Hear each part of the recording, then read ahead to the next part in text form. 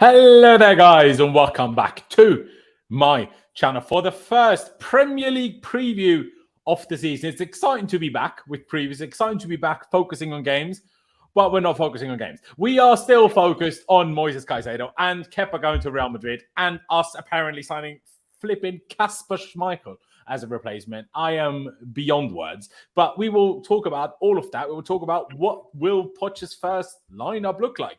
Will we see debuts for Disasi, for Santos, for Ugochukwu? Any of them? None of them? Who knows? I mean, kind of in the front lines, the team kind of picks itself now because everyone else is injured. So, kind of picks itself. Even a goalkeeper picks itself now. I very much doubt Kepa will play again. It's a bit mental, really. Caicedo to Chelsea looks very close for £115 million, as insane as that is. Still, we'll not forget to remind people that if Mr. Winstanley was capable at his job, we could have got him for at least 15 million cheaper, maybe even more. But, we waited around too long, so that's amazing. And, of course, Kepa, no obligation, no permanent move, just a loan. So, yeah, we'll get into that. Mo should be joining us hopefully very, very soon. But we are already joined by Oli. As you can see, his socials to his podcast and his personal Twitter are as on screen, but as also down in the description. Oli, first of all, thank you for joining us. We'll get to Chelsea versus Liverpool later, as much as, that's been going on for the last few days off the pitch anyway. I want to start with Caicedo, but we'll get into more detail as we move on. But I want to ask your initial thoughts. £115 million now. British record deal, biggest transfer in Premier League history. I think Enzo Fernandez was the record until then, or was someone higher than Enzo? Before. Did Rice beat Enzo's one? I think £105 million. It was very close, either way. Yeah, so something like that. Anyway, but at least we got him. At least we don't have to sit there, or looks like we're getting him. At least we don't have to sit there with the embarrassment tomorrow of Liverpool having signed him. But we will parade them in their face. So that might be fun, but then we might lose. So that might be less fun. What are your thoughts on the whole Caicedo saga, how it ended up, how... At least we're getting him in the end, it seems like. But it didn't have to be as difficult as it was. Yeah, it seems like it's going to happen in the end. First of all, just want to say hi to everyone on Loz's channel. Hope you're all doing well, and thanks for having me back, Loz. The Caicedo deal is a funny one because it's been a real circus, especially the last sort of 48 hours. It was 100 million, then Liverpool coming in with 110, so now we're going to do 115. It's... A lot of the aspects of this deal kind of a bit lose-lose now from like an optics point of view. Like if we get Caicedo, we've overpaid. If we don't get him, obviously we didn't get him after, trying to push for him for 3-6 months. It really does feel like things have only taken a turn for the better since the owners have got involved, which I think, again, is a bit of an indictment on Winstanley himself and how he's been able to conduct the deals thus far, especially, like not just the Caicedo one, but other ones as well. It doesn't seem like he's doing the best job at the moment. Personally, I think he should be sacked because the owners have had to step in again. They had to do it for Enzo. Now they're doing it for another high-profile signing. It's like, well, what are you here for? Yeah. So ultimately, I think Caicedo is absolutely worth it. Either. Yeah, for him as well. Yeah, exactly. Caicedo, in my view, is a player who is going to be worth it, but, well, I say worth it, who is in this kind of market for a British record fee, like for us, as good as he is, no, not necessarily like worth it financially, but that's the price you pay as a big club these days. So if that's what we've got to do to get it over the line, here we're getting Lavia as well, so it doesn't seem that people are, too concerned about us, except, all the rival fans, they're crying about our FFP, of course. Because they're all accountants, they all qualified chartered accountants who know the ins and outs of the financials of the club for sure. So yeah, it's been a real ride over the last 48 hours. So I can't wait to see what happens next. There you go. Yeah, I mean, I couldn't really agree more. It's just, I don't really know, because on the one hand, I'm super excited that we're getting a player like Caicedo. On the other hand, there's always that scaring me. The bigger the transfer, the worse it is if a player doesn't work out. We've experienced that with Lukaku, we experienced it back with Torres. Obviously, different prices back then, but, football inflation. We had the same with Morata. We had the same with so many players since then. Even could even mention Cucurella, right? from the same club. You could argue who have we brought in from Brighton who hasn't been awful? Winstanley, Potter, do you know what I mean? Cucurella, who has been awful. Now we're getting Sanchez and Caicedo. Hopefully it works out. But I am fairly confident that Caicedo will be good for us. I do think him and Enzo will complement each other very well. The crazy thing is that we seem to actually be not only getting Caicedo, but Romeo Lavia as well. We will get into all of those things. Now, I will welcome Mo. Thank you for joining us. Appreciate it very much, my friend. I hope you're well. How are you? Are you excited about Caicedo? Are you more annoyed that, it panned out the way it did with the whole saga against Liverpool, like making it 15 million more expensive than it had to be, even more, arguably, if we just bid a month ago? But at the same time, it just boggles my mind how we can all of a sudden get Caicedo and Lavia. And, a couple of days ago, I was like, did Liverpool just bid for Caicedo because we pissed them off because of our bid to Lavia? But, yes. Liverpool fans can most certainly now question whether they pissed us off with their bid for Caicedo, because now we're just like, nah, mate. What's funny now, though, for Liverpool is if they go in for... if Liverpool go in for someone else, everyone knows they've got 110 million to burn. Exactly. So they're going to get charged through the nose second for whoever choice they go for them now. So it's just hilarious. But yeah, Mo, how are you feeling about the whole situation? First of all, Laurenz, thank you for having me on as always, brother. I know we've been trying to get me on for God knows how long all this week. And Ollie, it's good to see you again, my brother. And first of all, and hi to everyone in the chat. And I'm going to try and keep this calm, collected. But it's really difficult, guys. I'm not going to lie to you. In the last, I'd say 72 hours, I think I'd lost my goddamn mind, guys. I was at work refreshing Twitter, or should I call it X, whatever it's called now as an app. And like a crazy madman, as if I don't have a job and a normal life to live and money to go make. But honestly speaking, I have never been more stressed out about a transfer deal since that Enzo situation. And honestly, it's the one I least expected it on, because it seemed like a show thing. And I think what shocked all of us even more is the fact that it's Liverpool Football Club that put 110 million on the table. If it was Man City, guys, I think we would have all been like, hey, Man City, this could have happened at any time. We teased them enough.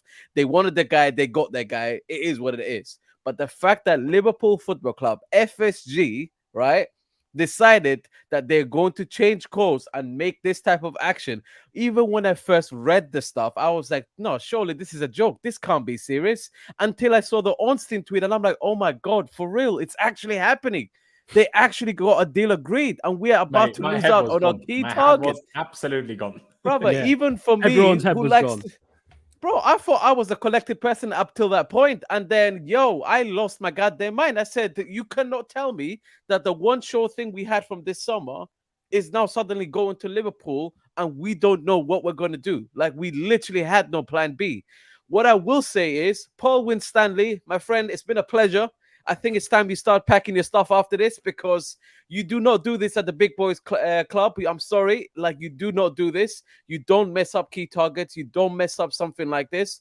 I don't know what the hell's going on behind the scenes, whether he wasn't getting the go-ahead to bid more, or he was just trying to be cheeky with it and do what he maybe did at Brighton. But at Big Boys table, unfortunately, big clubs have to pay up based on what these smaller clubs sometimes decide, especially when they have so much leverage going in their favor. Caicedo signed a new contract. If you sell your entire midfield first. Exactly. We had no choice. And that's why, for me, it was one of the most idiotic things. I didn't even know what to think. I'm like, it's not about just criticizing Boehly or Behdad. Like, what's the point in criticizing them when they have actually put people in place to go get this stuff done? And I'm like, you're being incompetent.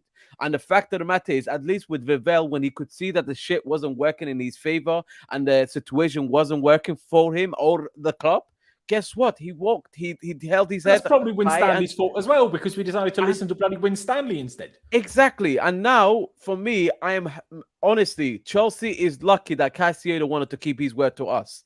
That's where we're lucky, guys. We have to say he's now Hey, instantaneously going to. Apparently, we need to thank Marc Cucurella for this. Apparently, he's been telling Caicedo how Chelsea is this great club and he absolutely needs to join, making his £60 million transfer from last year all the worth it. Do you know what I mean? Agent Cucurella. Agent Cucurella, if it allows you to have more support all of a sudden, you can up your performances in this matter. Trust me, we'll give you the credit that you deserve for this one too. We're not playing midweek games. Cucurella won't get game time.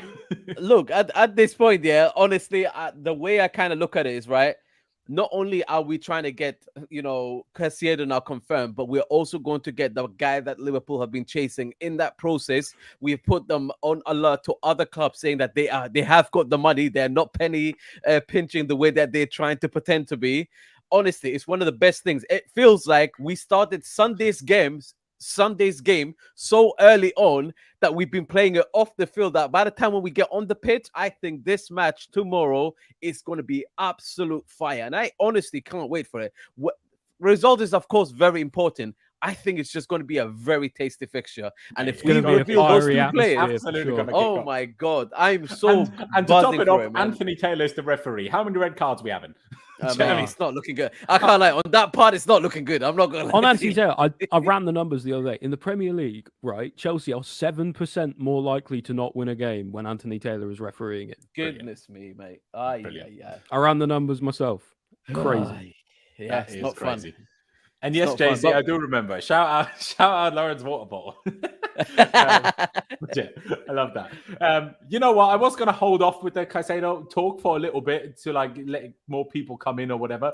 But no, let's just get it done. Let's just talk about it. And we finally started to get Caicedo news not long ago, like half an hour ago, 45 minutes ago is when it came out. And all day I was tweeting a few times, where is Caicedo news? I'm starting to get pissed off again. Like, where is it? Yeah. Like, we thought 2 days ago in the night it might still happen. Then we were told in the morning, nothing happened. Then yesterday all day, nothing happened. Then we were told, yeah, okay, Saturday, nothing happened. Now it's the evening, it's like nearly 8 p.m. Well, past 8 p.m. now my time. And it's just about came out. Finally, Matt Law seems to have pulled some sources out of his arse, because until now he's been absolutely awful this summer. I will talk about one awful piece of Matt Law reporting later on when we get to talking about Kepa. But Matt Law and Sam Wallace, maybe we'll just give the credit to Sam Wallace rather than Matt Law. Do you know what I mean? But the Telegraph's of exclusive was that Chelsea are on the brink of sealing the signing of Moises Caicedo in a British record deal worth 115 million. 8-year deal as well. 8 exactly. years. I will bring that up in a second. And then the next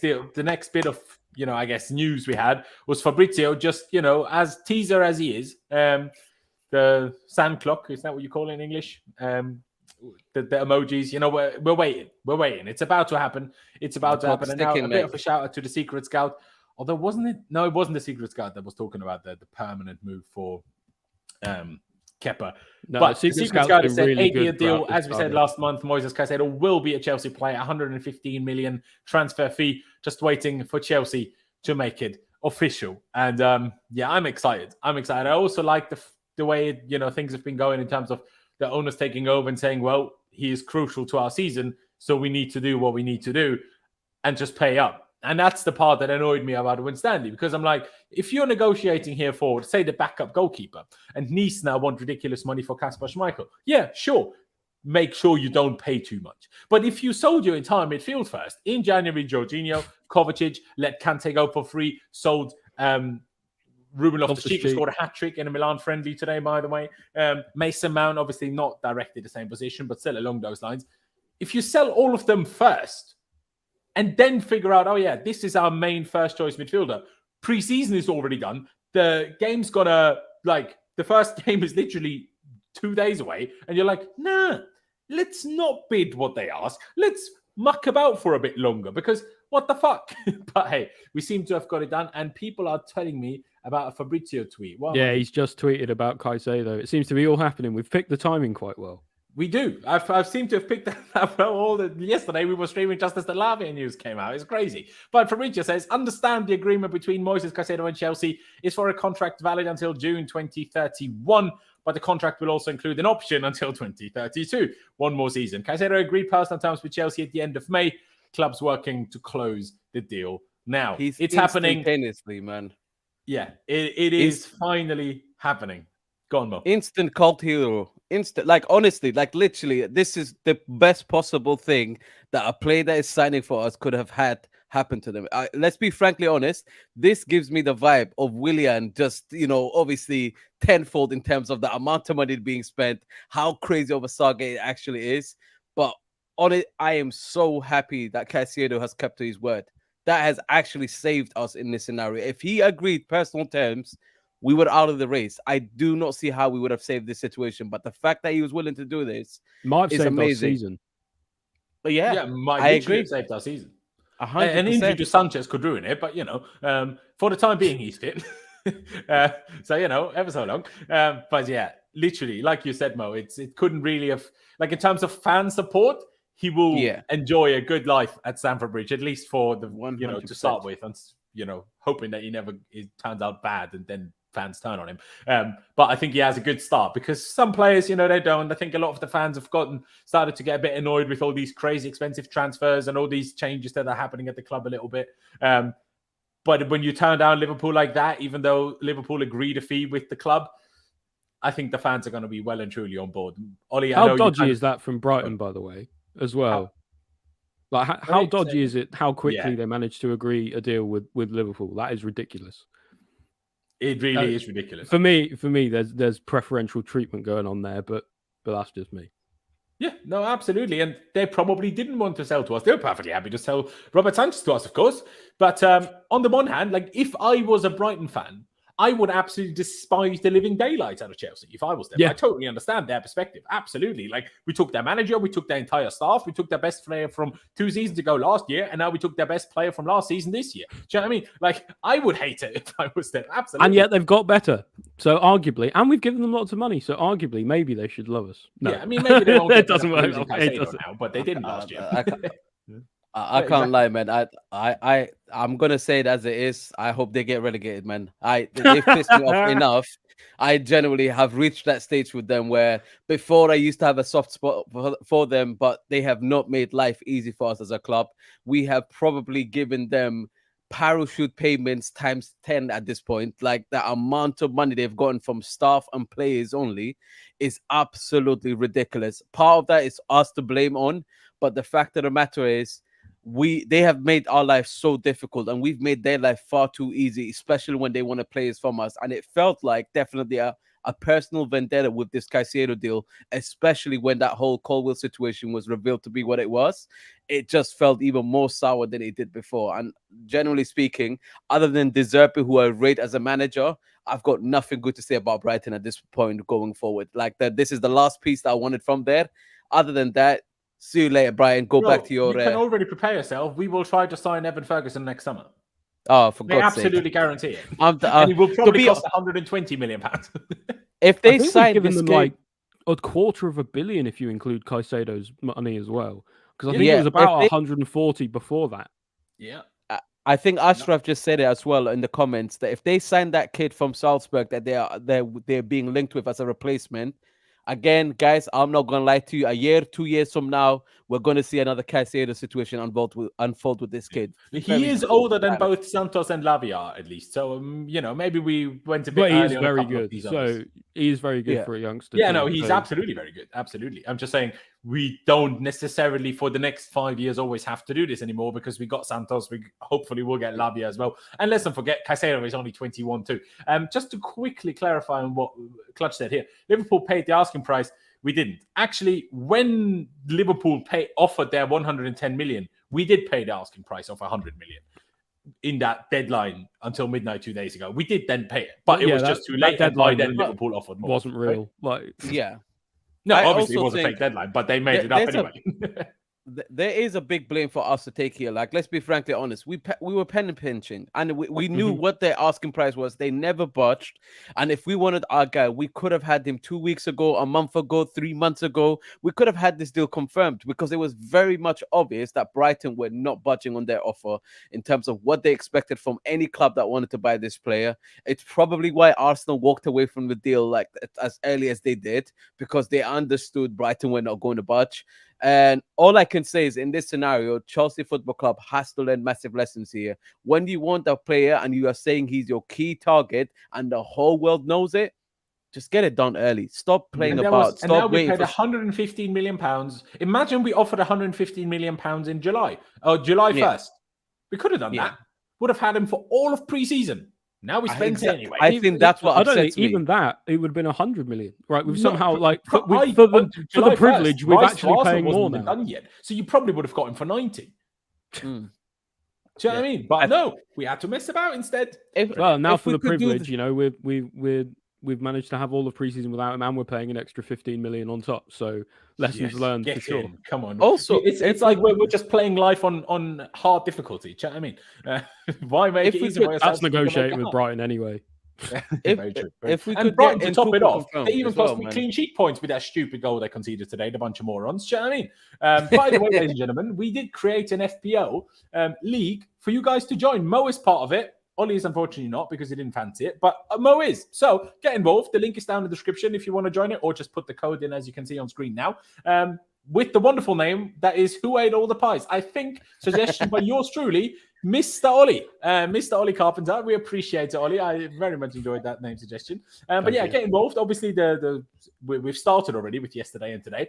But if you have your teams, join the league. Why not? Get involved and we will check out how the standings are as the season progresses. Otherwise, is there much to say on Caicedo?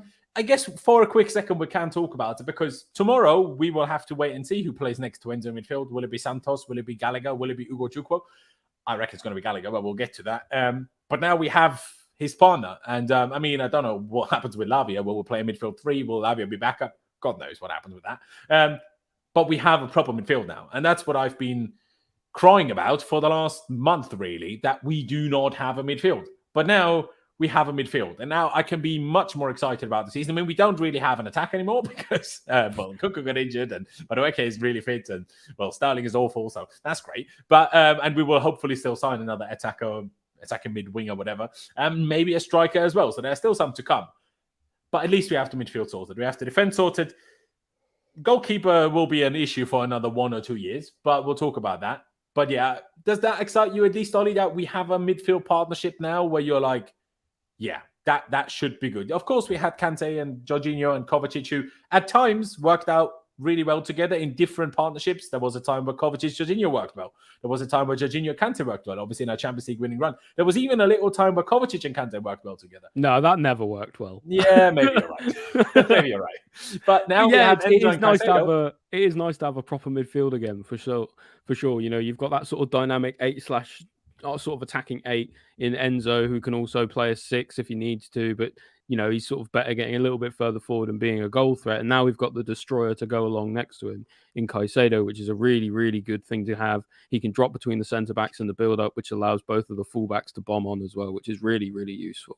You know, because likes of Gallagher and Santos and stuff, they're not going to be as good as that yet, just because they're not quite as good as Caicedo. So yeah, it's great to have, but it's also really exciting to see potentially we're getting Lavia as well, who is a slightly different profile to Caicedo. Again, you know, he's a bit more like an Ugochukwu, more of a proper defensive 6. You know, he's got a really, really high ceiling. You know, he could be really, really good for us if we do manage to get him. He might eclipse Caicedo eventually, but Caicedo is the better player at the moment. Yeah, absolutely. They're also not exactly the same. I would, even though Lavia has the moving up the pitch abilities, I think he is more naturally in his instinct, at least so far, only being 19, of course, has more of a defensive instinct than Caicedo does, who is a bit more overall, but understands how to do the defensive part of the job. That's what I'm looking forward to. I hope that as much as Enzo will be the more offensive of the two, if it is a double pivot, that we're going to interchange it, because that makes us much more difficult to defend. If it's always the right side stays, the left side goes, the opponents can prepare for that with how they set up their teams. But if sometimes Caicedo will sit and Enzo will push, but sometimes Enzo will sit and Caicedo will push, we shift it around and we shift the balance of the midfield when necessary, and to kind of, you know, make it not as easy for teams to predict how we're going to attack and how to stop us. So that's one of the things that I'm most looking forward to about this midfield partnership. Mo, you were a big fan of Caicedo for a long time. You were a big fan of Lavia for a long time as well, if I remember what you said in the past. But excited for this one? partnership. beyond excited. This is the type of dreams that you have, and you're just like, that can't be real. I love my club. There's no way we're gonna spend this type of money and do this type of things for us. We have suffered more than long enough. We have had to endure a painful season last year, and to be now sat on this side of the table where we can look at our squad and say there is so much potential and there's so much good going for us right now. I'm genuinely so happy that Pochettino is able to get this type of a squad. The fact that we've managed to do a clear out is one thing. The fact that we've been able to get such big players like this that we can actually build our team around is an absolutely massive thing to us. We have not had a window like this, in my opinion, since summer of 2014, in my opinion. That's when we signed Fabregas, Diego Costa, that type of level. It sounds like I'm overhyping it. Him of a bit of a proper challenge, we would have had much less left back issues for the last 10 years. Exactly. And I think for me, what this kind of entails is this is what Chelsea Football Club should have been from the beginning. We fumbled the bag for so long, and we were refusing to learn really key lessons about doing proper strategy, understanding what squad planning means. And now we did it again with the goalkeeper. Amazing. I mean that. Look, you can't win on every front, but I'll be very honest. I'm gonna take my wins. Has been telling me for the last 2 years that the goalkeeper is the most important position. Kepa is awful. Now we need these better goalkeepers. Let me ask you this. So, if you take yourself back to 4 months ago, when we knew where we were finishing and when we knew what sort of summer and what job was ahead of us, I don't think anybody could have predicted that we would have been in this side of the conversation and feeling as optimistic as we are. I understand there are certain kinks that we still need to work out. I'm not saying we're the perfect or finished article. 100%. Lukaku, Ziyech, we can name them all. Paul Winstanley, mate, pack your bags, all of you lot.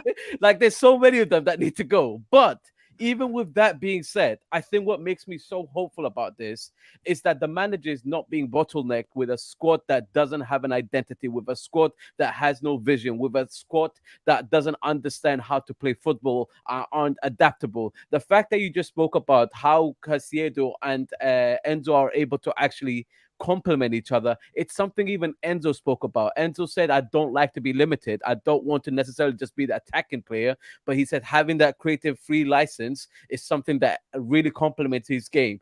In my opinion, Caicedo is comfortable doing the build-up as well as the transition phase. When you look at these players individually, I think they're such great players. And when you add Laviet on top of that, I'm no longer feeling like, oh my God, if an injury happens, the whole squad is destroyed. Suddenly now I can look at it and be like, there are other players that can step up, that we can develop, that we can actually be like, even if they don't necessarily end up staying for the long term at our club, the amount of money we'll get for these players will far outweigh whatever else what we could have done. The fact that we've now done this type of business is something I have to commend. There were so many mistakes made last summer compared to this summer, and that I can't help but actually feel so optimistic about things. I'm excited for both players. I hope we get both players across the line. I am very interested to see how the competition in the squad for places is going to actually help us be more of a consistent team, because I do think that's one of the best things that you can have, is if you have a squad that is competitive with each other, that doesn't have guaranteed starters necessarily, you're able to get the best out of your squad. You're able to actually rotate. You're able to understand, okay, let's not overload this player by playing him week in, week out, playing him during the week, playing him during the weekend, etc. If we get this right, Chelsea Football Club, in my opinion, will be competing for the next 10 years successfully. And right now, this is where we are actually putting together the building blocks that we have required for so goddamn long. I'm so excited, man. There you go. Me too. Sorry, I was just slightly distracted by this message here from Pat Murphy.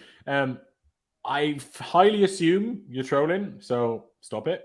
But yeah, anyway, what I've got up on screen now, first of all, what JC said, shout out JC again, became a member yesterday, and is a mod, so shout out you. Like he says, 500 people watching. Let's hit that like button, ladies and gentlemen, and subscribe if you haven't already. We're on the road to 20,000 subscribers. Every new subscriber counts. So please hit that subscribe button, hit that like button. Just one click of a button that doesn't cost you a single penny and barely any time either. I'm just going to waffle anyway. So just click it and I'm going to keep waffling. So you do that. Let's get to at least 150. No, you know what? Let's aim for 200 likes. We have over 570 people watching. So get involved, ladies and gentlemen. I'd massively appreciate it. We will be here after every game, before every game, and for every bit of important transfer news that you might want to hear about. Get involved. But as you can see on screen, obviously you can see the picture of Caicedo, but from that same article by Matt Law, although here it says now Sam J. Dean, and earlier it said Sam Wallace, so now I'm a bit confused. But maybe Daily just accidentally tagged the wrong guy. Chelsea have also made a bid worth £55 million for Romeo Lavia, apparently 52 plus 3 million in add-ons. Sources believe Chelsea could sign Lavia as well as Caicedo, but Caicedo is the priority. Of course, Caicedo now looks like it's happening. Ollie, do you think it's almost overkill to get both? Or are you just gassed because we're taking the piss out of Liverpool to an outrageous extent? There's certainly an element of that, isn't there? There, the tears will be flowing for sure. Yeah, they absolutely will. To They a don't certain even have a degree, DM. They have worse state than we are. To a certain degree, you could sort of see why you could think that way. You could think, well, why are we signing Lavia? Because actually, stylistically, he's very similar to Ugochukwu, and the whole point of signing Ugochukwu was so that we're signing these players sort of like a one move early. So before they're in the Prem, before they're at, the likes of Brighton and Brentford and whatnot, and can command massive fees. But I guess if you have both, you can sell all of them for 100 million. Well, exactly. That's part of it. That's part of it for sure. But also, I think it's potentially about squad depth as well. I don't think we would have gone for Caicedo and Lavia unless Nkunku got injured, because I think there's a genuine possibility we might switch to 4-3-3. Yeah. And if we do that, then it makes more sense to have someone like Lavia in the squad than, say, Gallagher. So, Gallagher might move on. He'll profit. Because, like, Enzo is an 8, sure, but Caicedo isn't a proper 8. Lavia isn't a proper 8. So then if you play a 4-3-3, what do you do with them? Well, you sort of have one sit and two go, I guess. Like, in the same way that you would with a... Yeah, no, of course. One is a 6, but you will have 2 8s, right? Well, potentially. You could have one who's a little more defensive, one a bit more attacking. So you could have, you could do Lavia, Enzo, Caicedo, for example. Yeah, no, of course you could. But, I mean, Mitch says here Lavia is an 8. I know he can play as an 8, but didn't he play at Southampton in a pivot as well? But I'm not sure. But, yeah, I agree with you. Ollie, I agree on the concern with... Or not a concern, but it's more mark. Just that, you look at that, but it might just be that they saw a player who they have stylistically similar to another player they have already and that's available and gone, oh, yeah, well, we should go for them for squad depth. So, it makes sense to me to a certain degree. There you go. By the way, Aston Villa got absolutely pumped by Newcastle. It's now 5-1. Yeah, it's disgusting. Disgusting. Absolutely pumped. Harvey Barnes scored as well. Made just 5-1 in injury time now. Tweet on second account about Lavia. Has he? All right, I'll check that out in a second. Your thoughts about Lavia, Mo? I know I touched on it a second. I let you touch on it a second ago, but do you think it's almost a bit overkill in that sense? No. It's honestly, I think the point that Oli made is it's a perfectly logical point to actually make in this sense, because I do think we had probably a different idea before the injuries kind of maybe shifted our focus.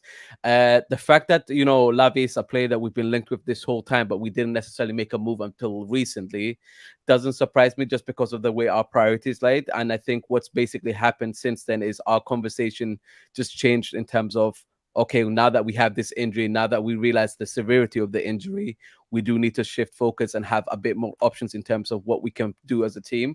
Lavia brings that type of depth. I think it's because he's a young player, and obviously I understand sometimes you see players in a certain position and you think, that's all they can be. In my opinion, what's wonderful with players like this is that you can actually develop them to be more versatile as a player and offer far more.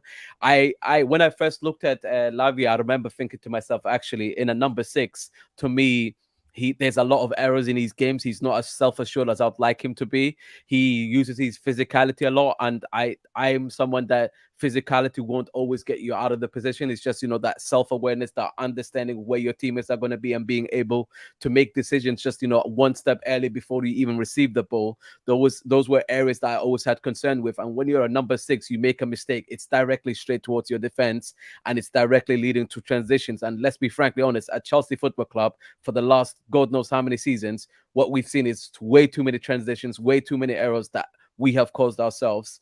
I think what's nice with Lavia is there will be less pressure on him because he now understands there's 2 players ahead of him that are probably going to get that game time, but it gives him a bit more of a comfortable area. It's going to be difficult for him to win that spot. That's the one negative about all these players being very similar in age and all being very young, because obviously Lavia could outdevelop Caicedo, theoretically, I guess Enzo.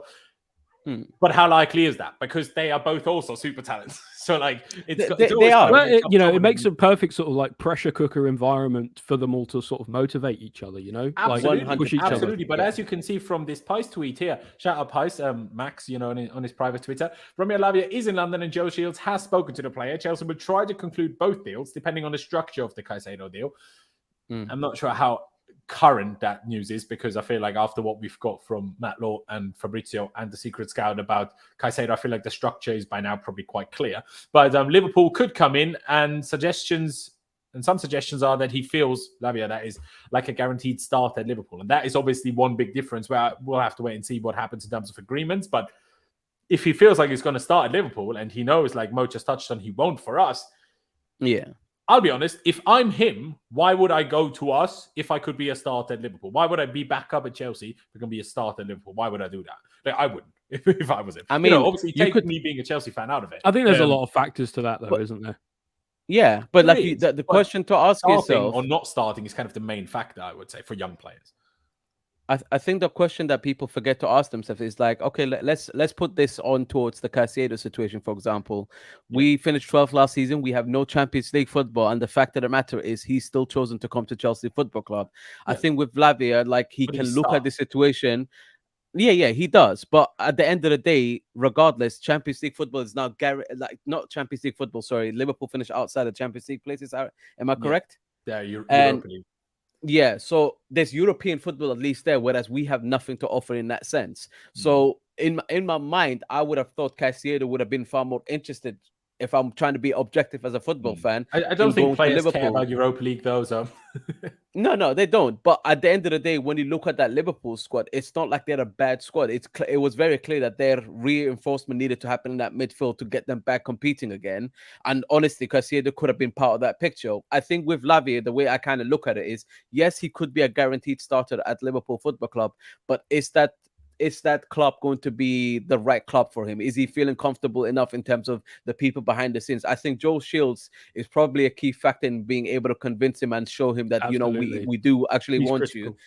you. Yeah. And I think if we can do stuff like that, it's at the end of the day, when you look at, the long-term sort of things that are happening at our club, there's a reason why we've been able to convince players that, in my opinion, we didn't have the right to convince, because at our club, it was chaos. It looked like a freaking shit show, and nobody necessarily would say, yo, Chelsea is the right club for me to go right now, because at the end of the day, if the situation is looking really dire and really unorganized and really just panicky, people usually would be put off. But in this case, whatever we're doing to convince these players, not in terms of just signing for our club, but signing to these long-term contracts on top of that, I think that plays a crucial factor in convincing other players about what's actually happening at Chelsea Football Club. And that might probably play a part in this one too. Hopefully. And I mean, let's see, obviously, if we get him or Liverpool do. But yeah, JC asks, are we not going to have a front of the shirt sponsor this season? I think we will, just not quite. Not this game. yet. Not for game week 1, no. No. Yeah. Ollie, anything you would like on the Lavia thing? Really excited, if we do manage to get him, because I think he's got such a high ceiling. He reminds me a lot of Kovacic in the first phase, where he's sort of so press resistant. I'm really impressed at kind of his maturity on the ball, for being only 19 years old as well. So I think there's the perfect sort of foundation there of skills for Pochettino to be able to mold into something really special. Yeah, there you go. I do want to bring up one question that Lee Taylor asked a few minutes ago. And I want to ask both of you guys' opinions on this question. Lee says, who is Enzo's backup in the squad? Now, some people are saying Lavia is an 8, so that would suggest Lavia is maybe more of an Enzo backup than he is a Caicedo backup. But obviously you have Andrey Santos there as well, who is also a bit like Lavia, a bit of a mix between an 8 and a 6, and they're both so young that we can probably as a club kind of dictate what they really develop into more so. Like, do they more develop into an 8? Do they more develop into a 6? It just depends on where we want to use them. And that's, I guess, the decision that's left up for debate. I expect at this point Gallagher to leave, potentially to West Ham. I would expect Gallagher to leave at this point. I think there's just too much midfield depth and quality for him to see reasonable minutes, he's pure profit on the books. Yeah. Same with Chalobah, it just seems at this point that there's too many players ahead of them, and they represent a really good selling opportunity for the club. Yeah. So that seems like a foregone conclusion now. No, exactly that. Exactly, that's my thinking. And obviously you have Ugochukwu there, but I would expect him to go on loan rather than stay around. Obviously, Andrey Santos, I guess he could also do with a loan to some extent, but we need four players for a double pivot. Like, you need 2 starters, 2 backups. And obviously, if we're going to play a 4-3-3 at times as well, then you arguably need even more personnel to fill those midfield roles. So do you just see, I guess, a mix of Enzo and a mix of Lavia and Santos as Enzo's backups, Oli? Yeah, I guess so. Like, it's not the most balanced thing, but also, it depends whether we are going to be playing the 4-3-3 or if we're playing a 4-2-3-1. Then players are more likely to play as a 6, more as an 8. If we play a 4-3-3, then I guess Chukwuemeka is probably Enzo's backup. Yeah, that's kind of what I was thinking as well. He's got like the sort of the box-to-box characteristics for that. So I would say probably him in that regard. But yeah, if we're playing a 4-2-3-1, it's probably Lavia. Is probably his replacement, I would say. I think he might be. But then who's Caicedo's replacement? If we say Lavia is Enzo's replacement. Well, it's hard because Ugochukwu and Lavia are so similar. They're sort of more or less, or not the same. Are you expecting Ugochukwu to stay though? Because I'm not. Well, it's hard to know, but at the same time, he was given a squad number. Then again, so was Lewis Hall, wasn't he? So yeah. But I think Lavia, if we play in a 4-3-3, I think Lavia starts to give out squad numbers. Yeah, I think you have to. I think in a 4-3-3, I think Lavia starts. And so I guess we're not really talking about Lavia being Enzo's replacement in that sense, because he'd be starting. So I'm not necessarily I don't think we're going to play a 4-3-3 all the time, though. I just don't think we then have the midfield to do that. It's just nice to be able to have that flexibility, isn't it? Yeah, I agree. Mo, how do you see? I took it off the screen again now. How do you see it? Do you see it like Oli, where 4-3-3 is hopefully or potentially going to be used quite regularly, or do you simply see it as Enzo and Caicedo the starters, Santos and Lavia the backups, and they can back up to both? Yeah, I'd say probably 4-3-3 in the short term for sure, but also I do think in the long term it's nice that we have a versatile squad in terms of being able to change formation when we need to. Moments like this, obviously, we're forced through injury, but I do think when you have players that are a bit more able to just kind of go into different types of setups, it allows the team to just be a bit more dynamic. It allows the team to just cause different types of problems for oppositions. When I look at the Enzo backup situation, it's a bit more fluid for me in the sense that I look at Lavia, I look at Santos, and I look at Chukwuemeka, who I think sometimes people kind of bypass him as a player, but I do think he can actually be really well developed into these types of roles himself. And I'm not saying they're necessarily going to hit the same type of ceiling as what Enzo is already at right now, and I don't think Enzo himself is at the finished article himself yet. But what's really wonderful to see is that obviously that healthy competition that is there, but also that versatility in our players that we're actually signing is something that is very key to any sort of squad planning that you do. It's nice to be able to look at from a finance perspective and say, we spent 225 million pounds on these 2 players to be our guaranteed starters. Yes, that's true, but sometimes they might not be available. Sometimes they may be tired. Sometimes they just may not be fully match ready.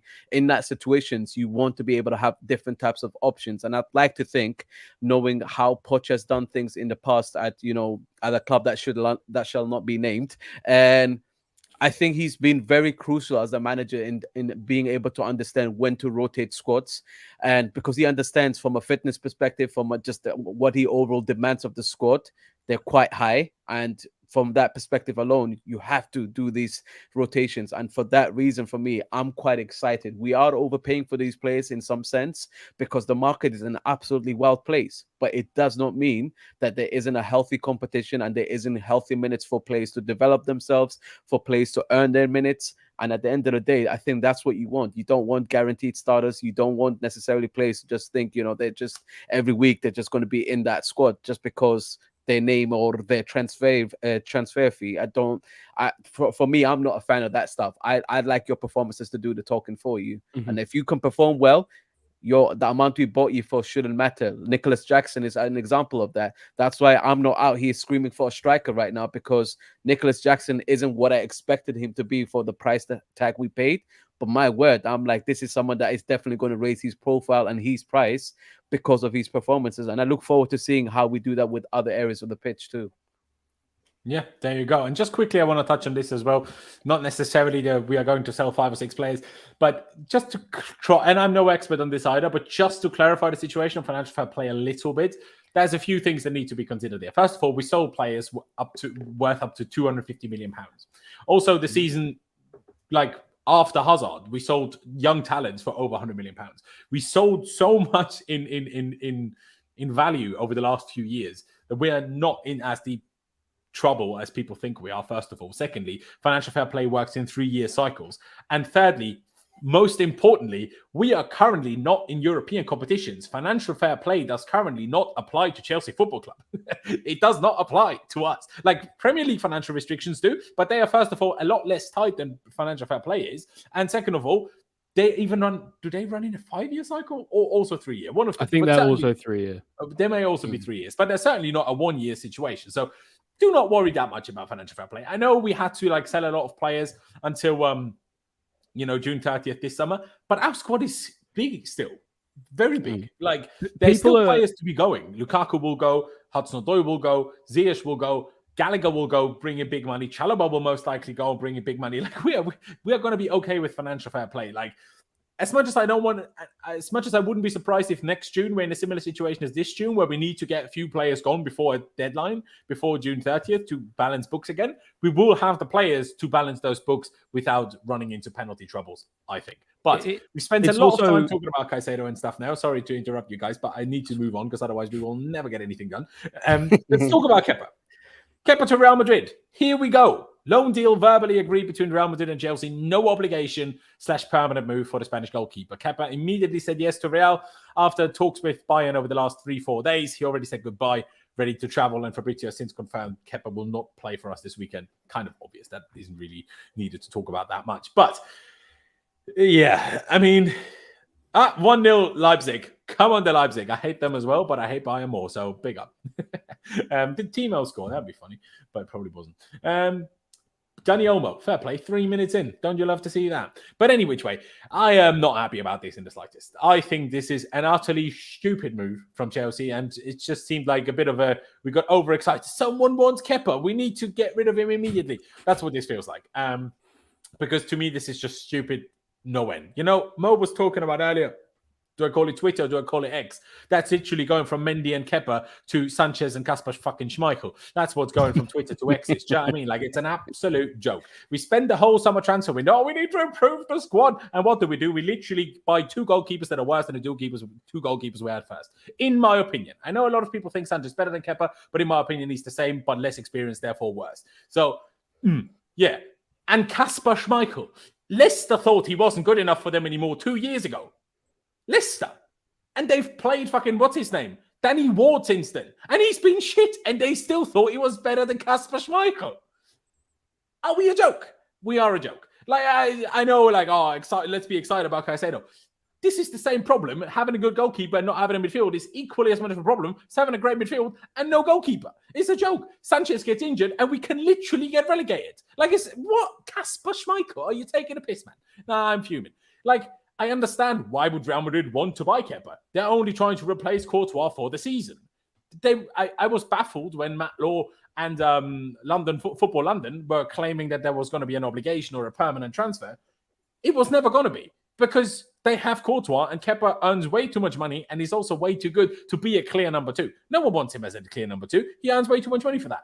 We don't even know, by the way, whether Real Madrid are going to cover all of the wages. There is a chance we still pay some of the wages because he's out on loan, making it even all the more stupid. It's just ridiculous to me to agree to a loan move. Like, it's just a joke. Personally, I think it's an absolute joke.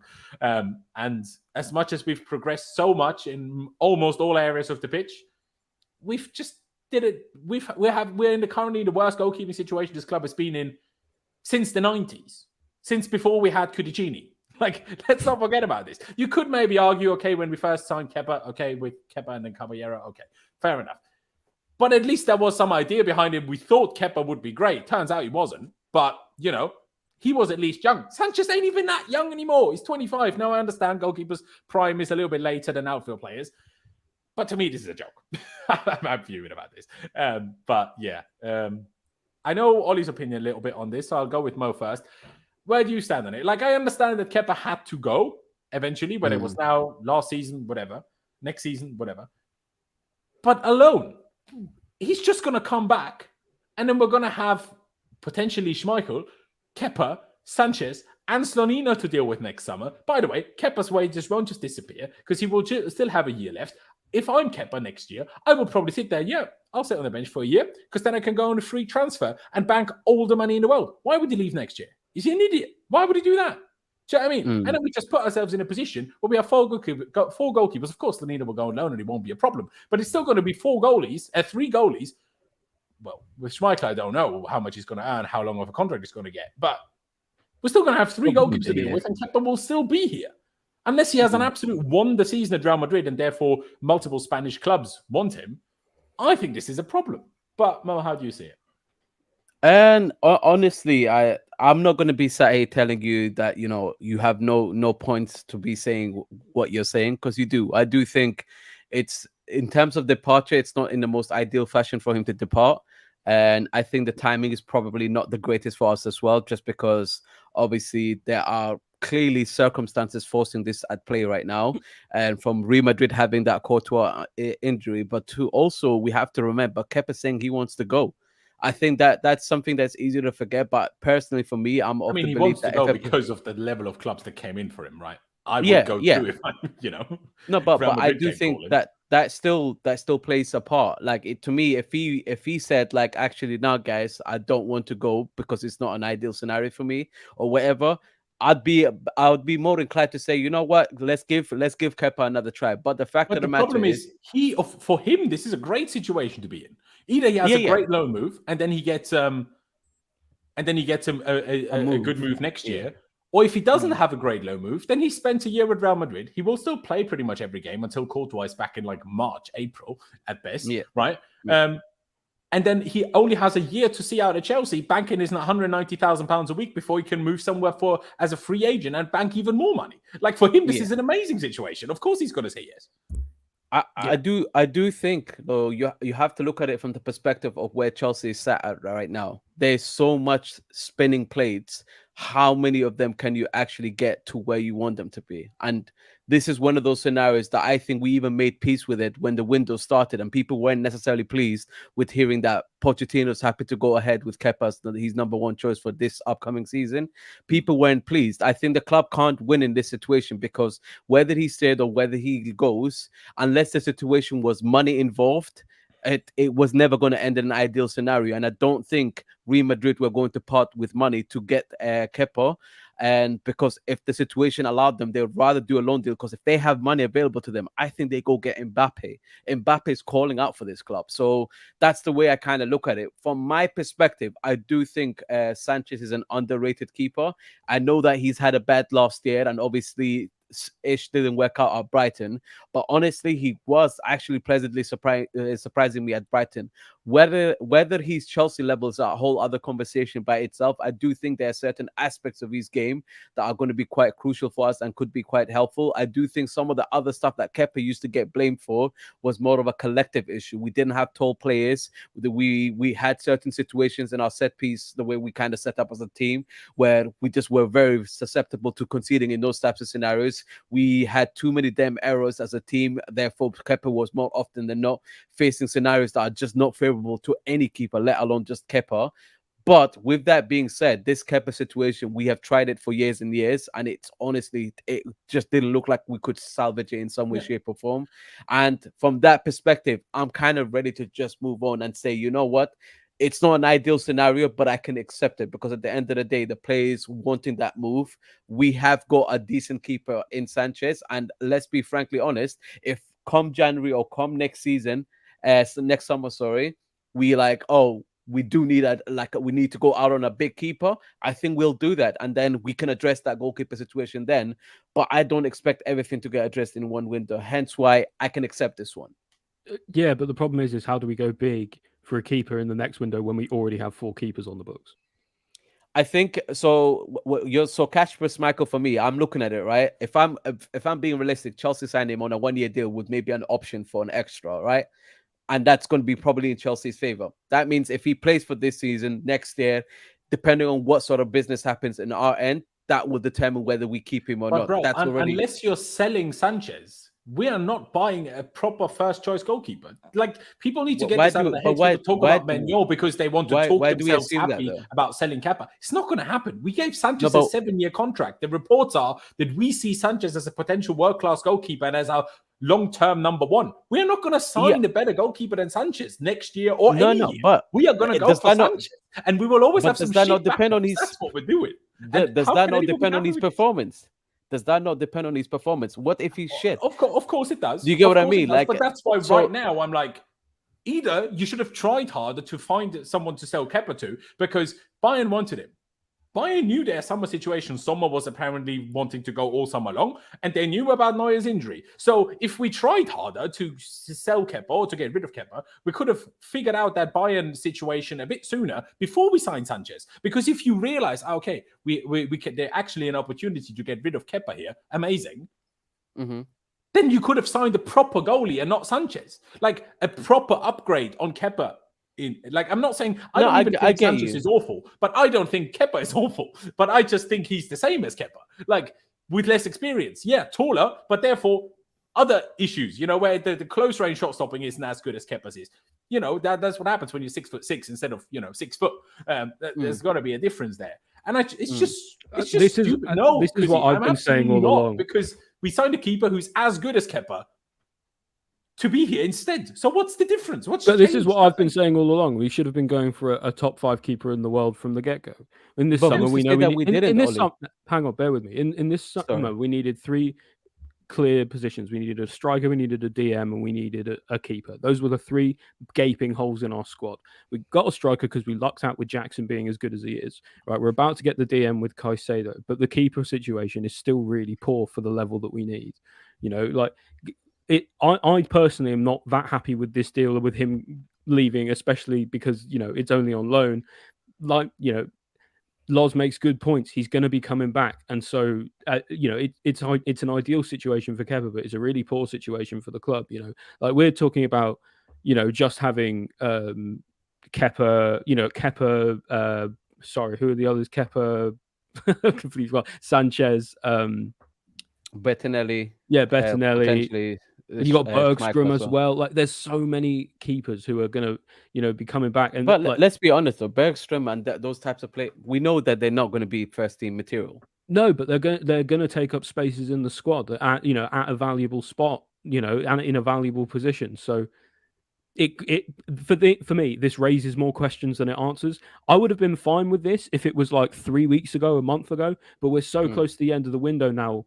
We're not going to get a decent replacement. And that, unfortunately, is what Kasper Schmeichel is. He's not a decent replacement, So you're ending up with a situation where we've only got Sanchez and Schmeichel as our 2 keepers for the rest of the season. And that's the worst goalkeeping situation in the Big 6. And it's not close. Yeah. So, and if you're pushing for top 4, your goalie's important. The spine of your team matters. And a key element of that is. And of course, Sanchez could surprise us all, but Sanchez could also get injured. That's where I think that's the thing for me. It's just like the uncertainty is like, Sanchez has never played at a better level than Brighton, right? And we've seen how the spotlight has hurt like the likes of Cucurella, coming, had a really good season coming from Brighton, and then for whatever reason, big club, new changes, all of this stuff, and it doesn't always translate over if you're just. And now Sanchez is also thrown in at the deep end. He didn't expect to be first choice goalie from day one. Now he is. I don't think that'll bother him so much though, especially because we do have. I think consciously no, but you never know. Subconsciously, pressure is there. Yeah, at Chelsea, I agree. Yeah, I think ultimately the biggest problem was just not going in for an elite goalkeeper at the start of the window. I understand why they didn't at the time, having Kepa on 190k. I understand why you are maybe hesitant to go for another goalie on similar wages. I understand that, because you don't want to have 2 goalies on around 200k, because that's crazy. But the problem is now that obviously Real Madrid is different because that only happened since Courtois' injury. But Bayern Munich is a different situation. If we did our job properly in the selling department, and I know we all, suck off the directors for we sold so well. If they tried harder to figure out, can we sell Kepa to anyone or loan with whatever options, Kepa anyone, then we would have found that option clearly. Otherwise, it wouldn't have just happened. It feels like for me that, like, as a result, as a result of this, we're just like the squad has actually gotten worse for the season to come. You know, and I'm no Kepa fan. Everyone knows my positions on Kepa. I'm not his biggest fan for sure. But if we couldn't find someone better than him for the rest of the summer, and we came up with Sanchez, we're not going to find anyone better than him with 3 weeks to go in the window. And so the goalkeeping situation for this season is going to be brutal unless Sanchez surprises us, which I think, you know, could go either way. Yeah, like he could surprise. And like I say, I don't think Sanchez is a bad goalie. I just don't think he's better than Kepa. He's better at some things, worse at other things, and less experienced. Less experienced with the pressure of this level. Not necessarily that he's also experienced less in general, just because a bit younger and played less. But yeah, I guess I bring up that Kasper Schmeichel situation because that's obviously not ideal either. Where is it? I really hope that falls through. I really do. I think. But then again, like, what other option is there? Like, we're gonna sign a number 2, whether you like it or not. Do you know what I mean? Like, well, I think that the problem is I think as a backup this season, if you need to sign a number 2, right? My first choice would be signing a number 1 keeper, someone who is elite and is going to, you know, be at the base of the team for years to come. Failing that, which I appreciate isn't necessarily realistic. If you're going to go for a number 2, you either need someone who's like a veteran who is still almost more or less at the top of his game, or you need someone young and just lean into the youth aspect of it. So, you know, you go for someone like Keylor Navas, or you go for someone like Mamadashvili. It just feels like Schmeichel is like neither the quality or the leadership or the you know, like I'll give him the leadership. It was at least captain of Leicester. Do you know what I mean? Like, but there were a lot of leaders in that team, weren't there? Like, so I'm not necessarily sure it was necessarily all down to him. I just think there are better options available for what we're trying to do. Yeah, no, I agree with you completely. Like Keylor Navas, the problem with him is you're not going to get him on loan because he only has 1 year left at Forest. And if you want to buy him, well, then you're trying to buy their first choice goalkeeper. They're probably not going to just easily say yes. So I guess that comes with its own issues. And then you're talking, what are the other issues? So like, what are the other options? Sorry. But yeah, according to Jacob Steinberg, Chelsea target experienced goalkeeper Kasper Schmeichel to replace Kepa. I don't have to necessarily so many better ideas as replacements either. I'll be perfectly honest. But this is why I didn't want us to let go of Kepa right now, because I don't know of the ideal backup option. And I also, like, if we did this on deadline day and sold a goalie, got a goalie, after I'd seen Sanchez play 3 times, maybe a different situation. But right now, no one at Chelsea Football Club has seen Sanchez play for Chelsea Football Club. He's not done any friendlies. He's not done nothing. His debut is going to be Liverpool tomorrow. So we don't know what goalie we need right now. And training is one thing, but I'm sure Kepa looked half decent in training. Do you know what I mean? Otherwise, you know, he wouldn't have played as much as he did.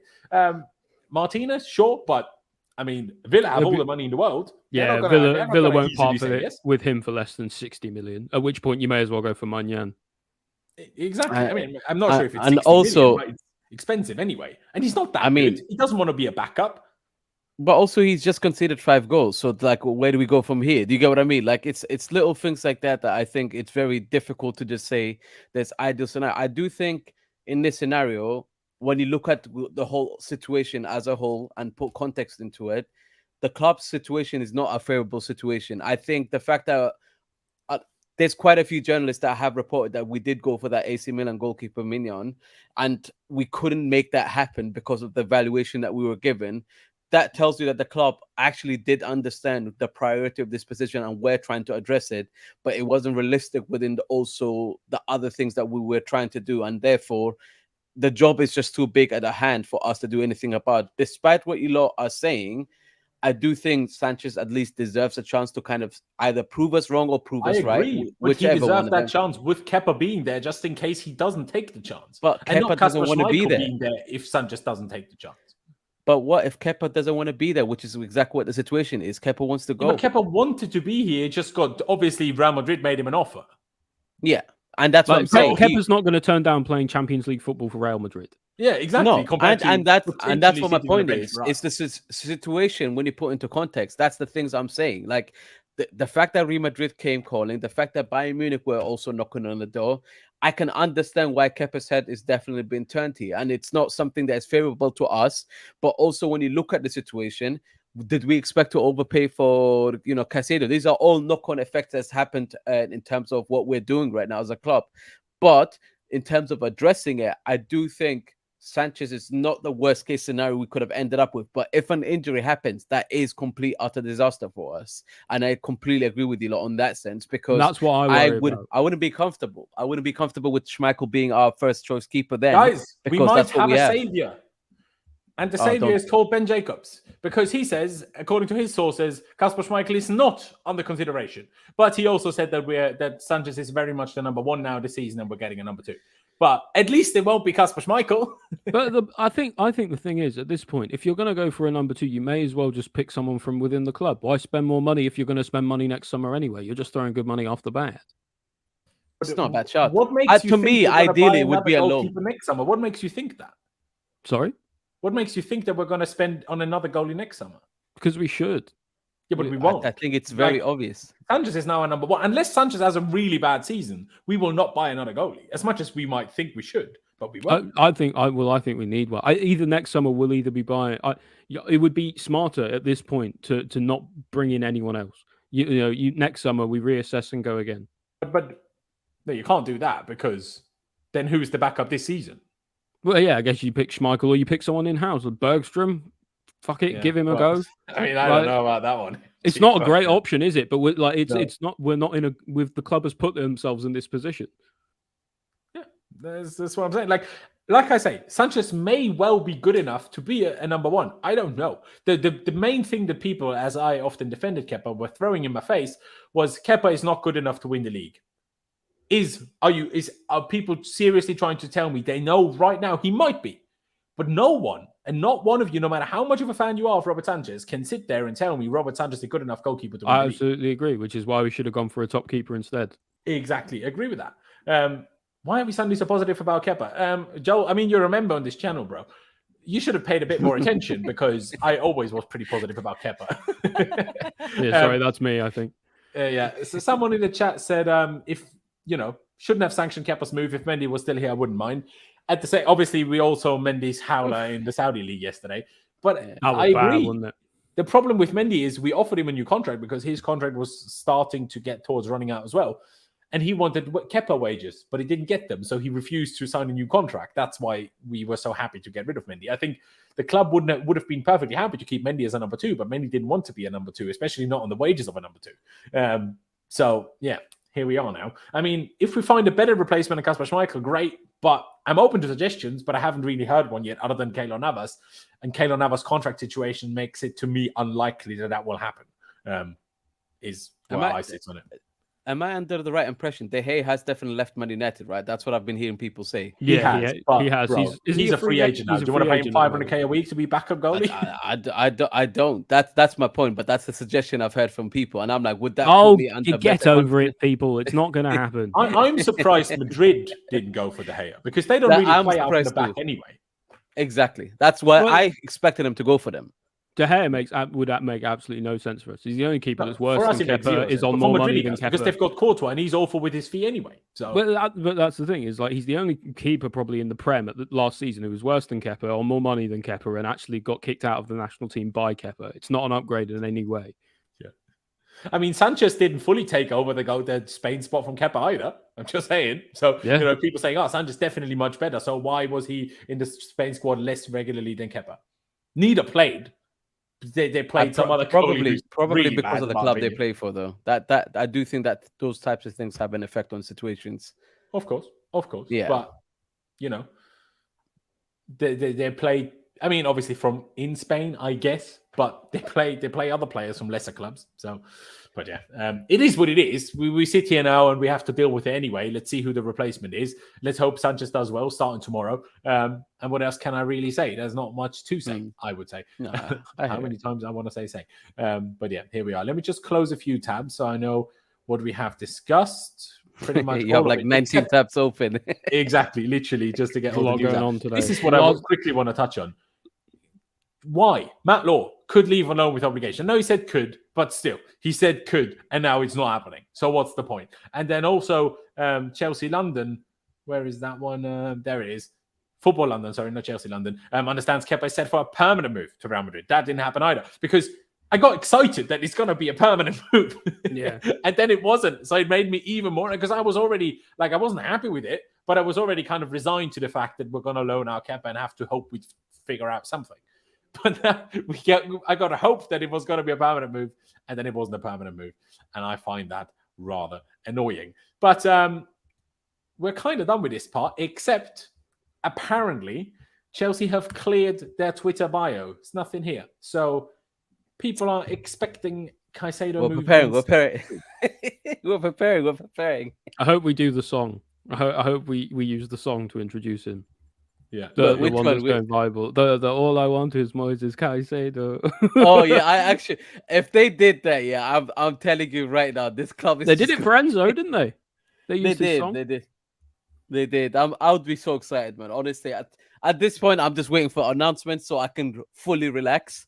Because to me, I'm like, I know we've agreed, I know everybody's announcing it, but I'm like, still, please, just. I think I'll only truly celebrate when I see the "Here We Go" from Lavia, as well as the "Here We Go" on Caicedo. Then I'll just be like, yep, the owners have done it again. They've come in and absolutely ruined football again and we all love it.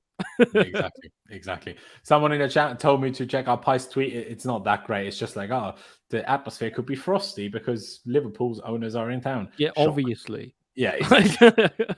What they're gonna do, mate? Shock at that. I'm sure they can organize a different box if they don't want the same box as Boehly. But yeah, also Simon Joseph from the Athletic has now said that Chelsea are not considering Kasper Schmeichel. So I'm at least happy about that. But obviously, I don't know yet who we will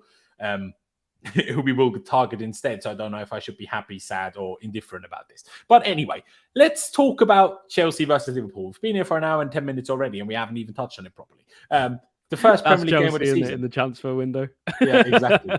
This is why, I mean, me and Pi said it the other day when we're like, the Premier League had the right idea when they wanted to close the transfer window before the league season started. The problem was the rest of Europe not playing along, because that's what it should be. It's ridiculous. I mean, I know you get early injuries, so you can kind of make up for those, I guess, but that's the only logic to it. Everything else, it's just so stupid to have a transfer window open after the league season started, in my opinion. I know it's in January as well, but other than the Premier League, all the others have time off in January as well, so they're not playing.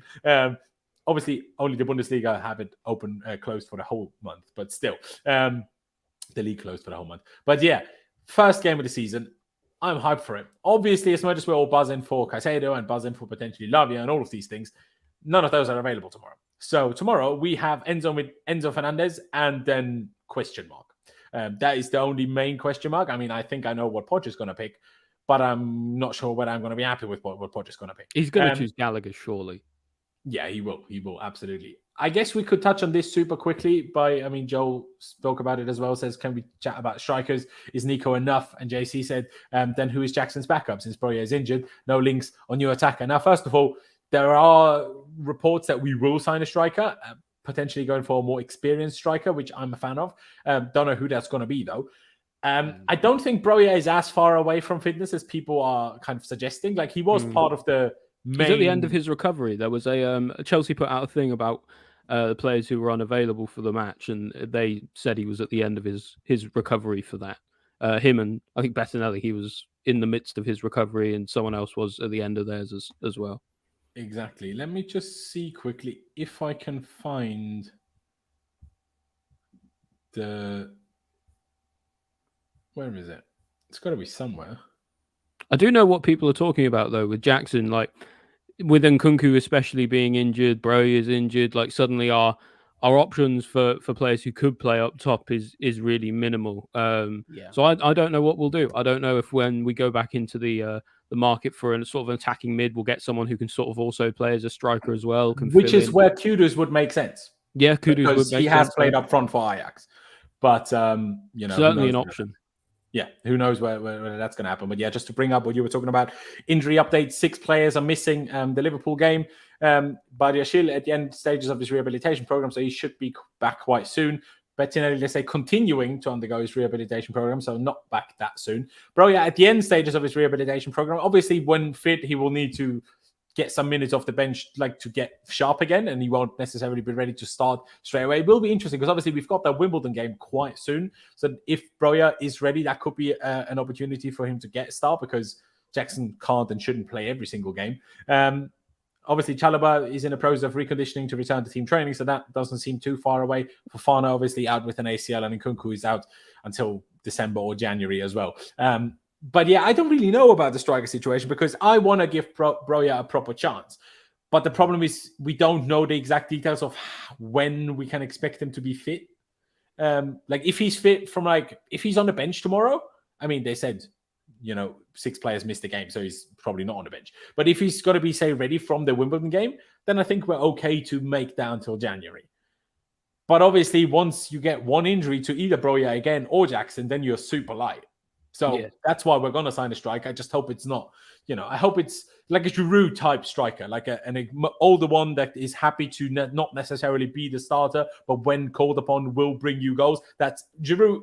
Giroud, when we signed him from Arsenal, would be the perfect player to sign right now. But at the end of the day, we Giroud, if we hadn't sold Giroud, he'd still be starting for us. Yeah, I mean, maybe not now with Jackson, but he would certainly still be in the squad. I think if he was still here, I think Jackson probably has to sit on the bench for a little while, personally. Yeah, I don't know about that. I don't know about that. I never thought Giroud should be starting, even when we had other strikers. I'm like, Giroud's a great player. I know, but even last season, would you rather have Giroud up top or Havertz up top? I rest my case. Want to know my answer to that? You will not be happy with my answer to that question.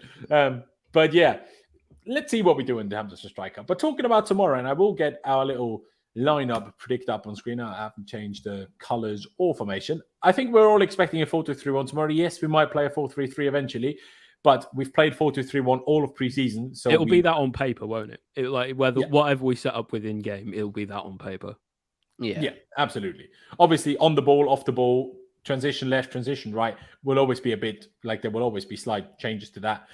But in base theory, it will be a 4-2-3-1. What we do know is that Robert Sanchez will be in goal. You'll get his debut. Good for you, Rob. Exactly. Let's go. Exactly. I wonder if not by tomorrow, but he obviously has the 31. So I wonder if he gets the number 1 now, because he can just have it, obviously, from Kepa now. I mean, if he wants it, he can have it. Yeah, but not like I say, not tomorrow. So, but yeah, Sanchez in goal. The rest, I guess, is in some positions up for debate. We're gonna say what we expect from Pochettino, but I would like to hear your picks rather than what you think Poch will pick, because I think that's always a bit more interesting, because we know really what Poch is going to pick. The only one that's kind of up for debate is Gallagher or Santos. Everything else is kind of set in stone, if you ask me. But Mo, I'll start with you. Who would be your centre back 2 for tomorrow? And I think Cole was definitely in there. Yeah. And this is where I'm a bit. It has to be Silva, is what my mind's thinking immediately. I think we need that type of experience. I think we need that type of leadership. Disasi hasn't even had a friendly yet, so that's where my worry is. That's why I'm a bit hesitant. But then I'm like, Disasi, is it too soon for him to just be thrown in? And it's just another play that we're now throwing in. If we weren't playing Liverpool, I would have said maybe Disasi. But I think because it is Liverpool, we need someone who is as good as we know Thiago Silva. I'm personally also expecting Thiago Silva to start about 60 to 70% of our Premier League games this season. I'm expecting that. Not to mention, I think it's a very young team, so we're going to need some leadership, especially at the back. Exactly. And so, it all depends on performances. Do you get what I mean? If Thiago Silva gets, starts to struggle because of the speed or whatever, that might change things a bit. But what I do think Thiago Silva is probably going to end up starting less games this season than we have seen him in the last 2. Yeah, I think between Badiashile and Disasi, like even Chalobah, if he doesn't leave, like I think we'll see him. He will leave, but almost certainly now. But I'm gonna go with those 2 as centre backs for me. There you go. And Ollie, obviously we kind of gathered. You agree? Yeah, totally agree on that one. Like, there's something to be said for some other options, but I don't think anyone could really realistically entertain it. Yeah, exactly. I mean, it's going to be interesting now that we have a proper manager, whether Silva looks like he will struggle in a back 4 or not. Obviously, under Tuchel, when he was as great as he was always in a back 3 and always in the middle of a back 3 where you're, in terms of pace, you're covered to your left and to your right by a centre back. That isn't the case in a back 4. He did have moments where he was a little bit all over the shop on the Lampard in the back 4 towards the end of last season, but that was Lampard. And a team that was all over the place. So I don't think we should read too much into that, but that could be a problem where pace and a potential high line could become a problem for Silva. We'll have to wait and see. I expect Disasi to start against Wimbledon. I think until then, it's probably going to be Colwell and Silva. But then it depends. Obviously, Wimbledon is not the best test. So even if he does amazing against Wimbledon, the hope would be that we dominate Wimbledon quite comfortably, and our centre-backs won't necessarily be the standout players. So you might not be able to tell too much from what Disasi does against Wimbledon. But let's wait and see how that one goes. How about the fullbacks? I'll let you go first again. This time, Ollie. Chilwell and James? Yeah. And James? Chilwell and Gusto? What are you expecting? It's Chile and James for me. I think you got to start as you mean to go on. Obviously James now being the captain, he has to start. Yeah. Chilwell, I think, probably pulls rank over Maatsen personally for me. Maatsen hasn't even played left back in pre-season, so well, exactly. If Maatsen was even going to play, he's going to be playing further up. But I think realistically, if we need our strongest team, and I think Poch will pick our strongest team, that's who we're going with. Of course. Yeah, there you go. I would agree as well. I do feel a bit bad for Gusto because he's had a really good preseason. He's a really good player. So I would almost like to see him involved. But we had in preseason, when it was time to test things, we didn't use Reece James midfield. So we're not going to do that tomorrow either. No. But yeah. Plus, have you seen the state of Reece James's legs? No. Gusto will get chances this season.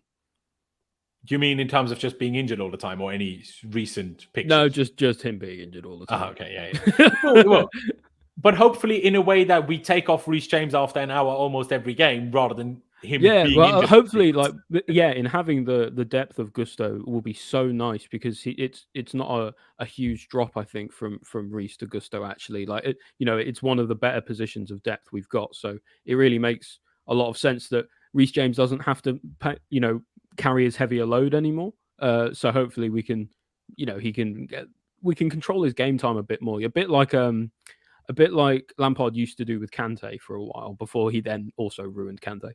Yeah, exactly that. Well, I mean, it's just a shame that Bruno Saltor didn't really fancy that for Kante, because he threw him straight in and played him 80 minutes against Liverpool. That was brilliant. But yeah, here we are. Mo, you agree, Chile and Reece James as the fullbacks?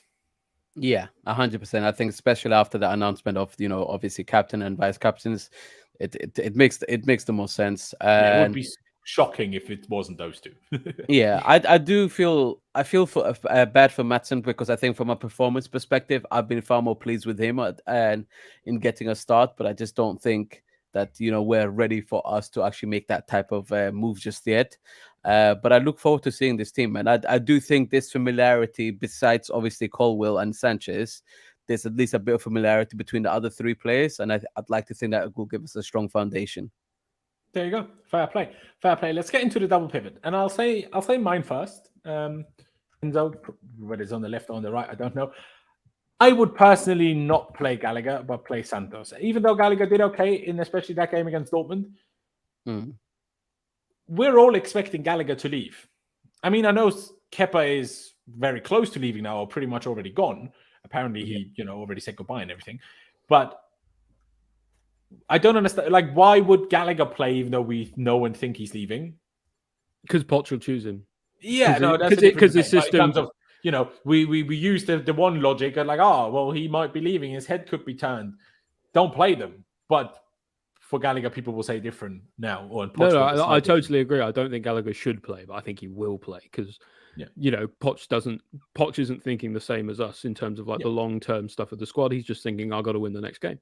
Yeah, so, and I also understand that, but I think Santos has done good enough in pre-season. Would I say he's done better than Gallagher? Maybe not, but would I say he's done worse? I also wouldn't Probably say not. so. Yeah. Obviously, he didn't get that chance against Dortmund. He didn't get used at all. But I don't think he would have done bad. So I would pick Santos and Enzo. But if we did a predicted 11 instead, I would put Gallagher next to Enzo. Just on the basis that obviously, Poch's system, the person who needs to sit next to Enzo needs to be kind of an all-action midfielder for me. Yeah. And so that will eventually be Caicedo, but until then, it's Gallagher. Yeah. Potentially. I mean, I do think Santos has that in him, absolutely, especially because Poch has absolutely been using Enzo as the guy to go forward. He's arrived in the box even in that game against Dortmund multiple times. I mean, it was Gallagher when both fullbacks pushed in the second half, it was bloody Gallagher that dropped between the centre-backs for build-up, which is just, even the thought of that is insane. Yeah. Like, I Gallagher, was watching that. not big as a club, but, I was like, having heart palpitations watching him. basically trying to doing the Jorginho. Gallagher. That is Yeah. mental. That is. Bless him.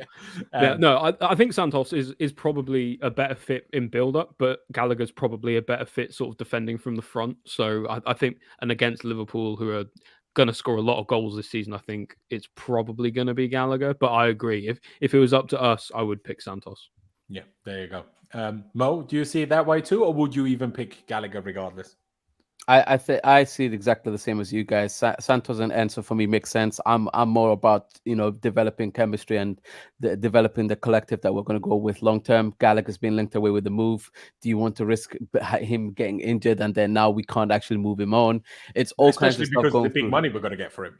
Exactly, yeah. I think from that perspective, it's a bit of a risky move for me to go with Gallagher. But at the same time, do you want to dent Santos's confidence?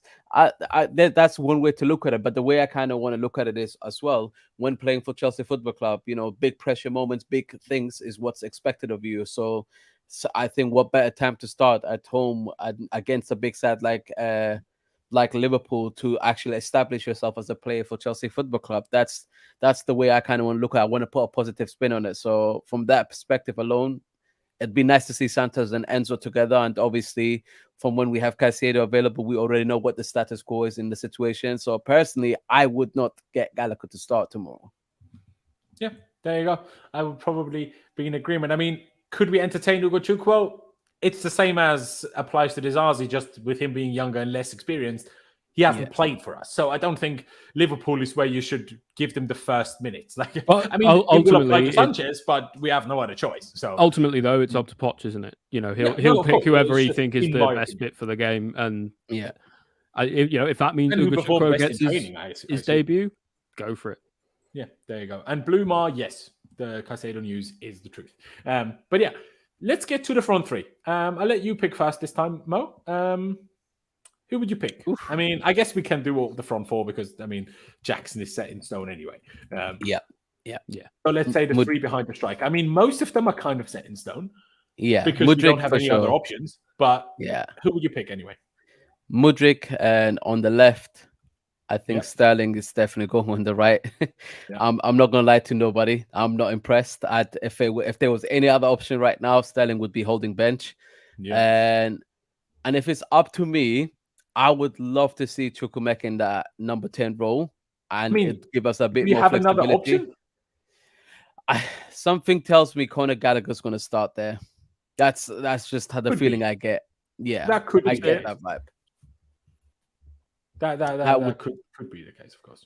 It would make so much more sense to do that. But hey, Maatsen might not be a bad shot. I see people saying it. We've where seen would you put him? Times. I wouldn't like Maatsen centrally. I wouldn't mind him on the left. I wouldn't even hate him on the right necessarily. He wasn't bad on the right when he played there. Yeah, exactly. But in the middle, I don't think he should be there. He's way too one-footed to be in the middle, in my opinion. Because he's been in positions where he should really use his right foot, and he just absolutely refused to. And then at that point as well, you're not going to run with Mudryk, Chukwuemeka, Maatsen. That simply just won't. Oh run. Yeah, if anything, Maatsen will play instead of Mudryk or Chukwuemeka, not instead of Sterling. If we're being realistic. 2-0 Leipzig. Big up.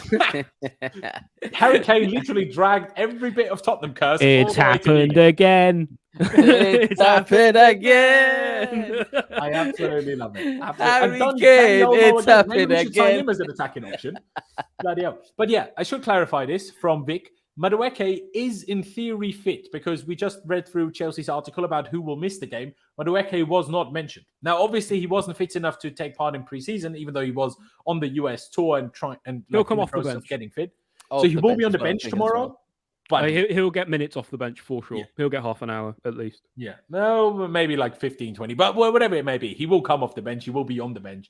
But obviously, with not having played a single game after his injury, he will obviously not start. So, but yeah.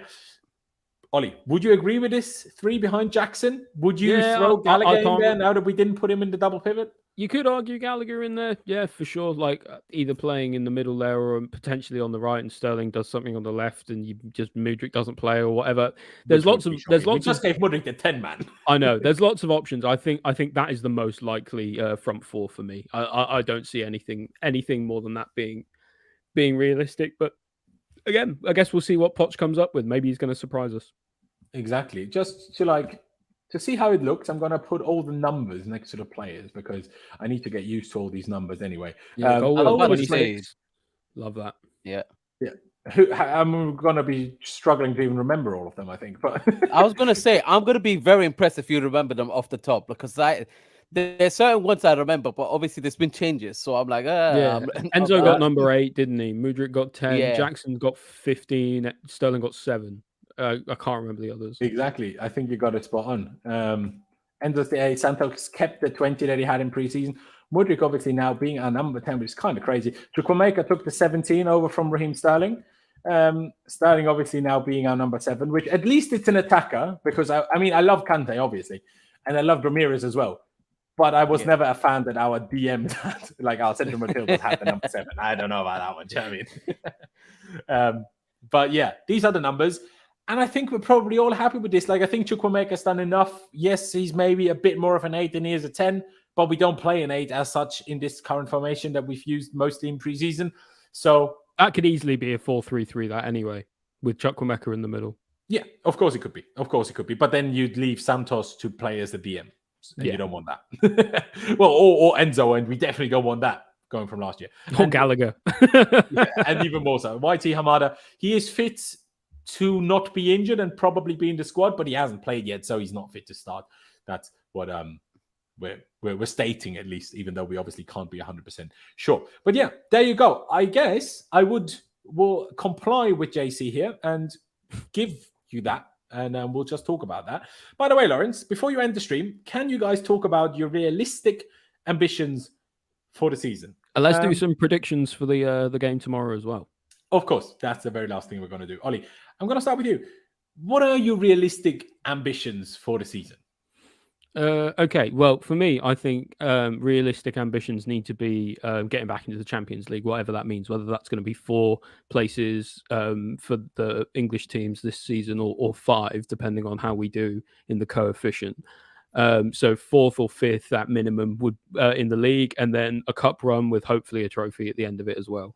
That is what the ambition I think should be. I think this team needs to experience going deep in a competition.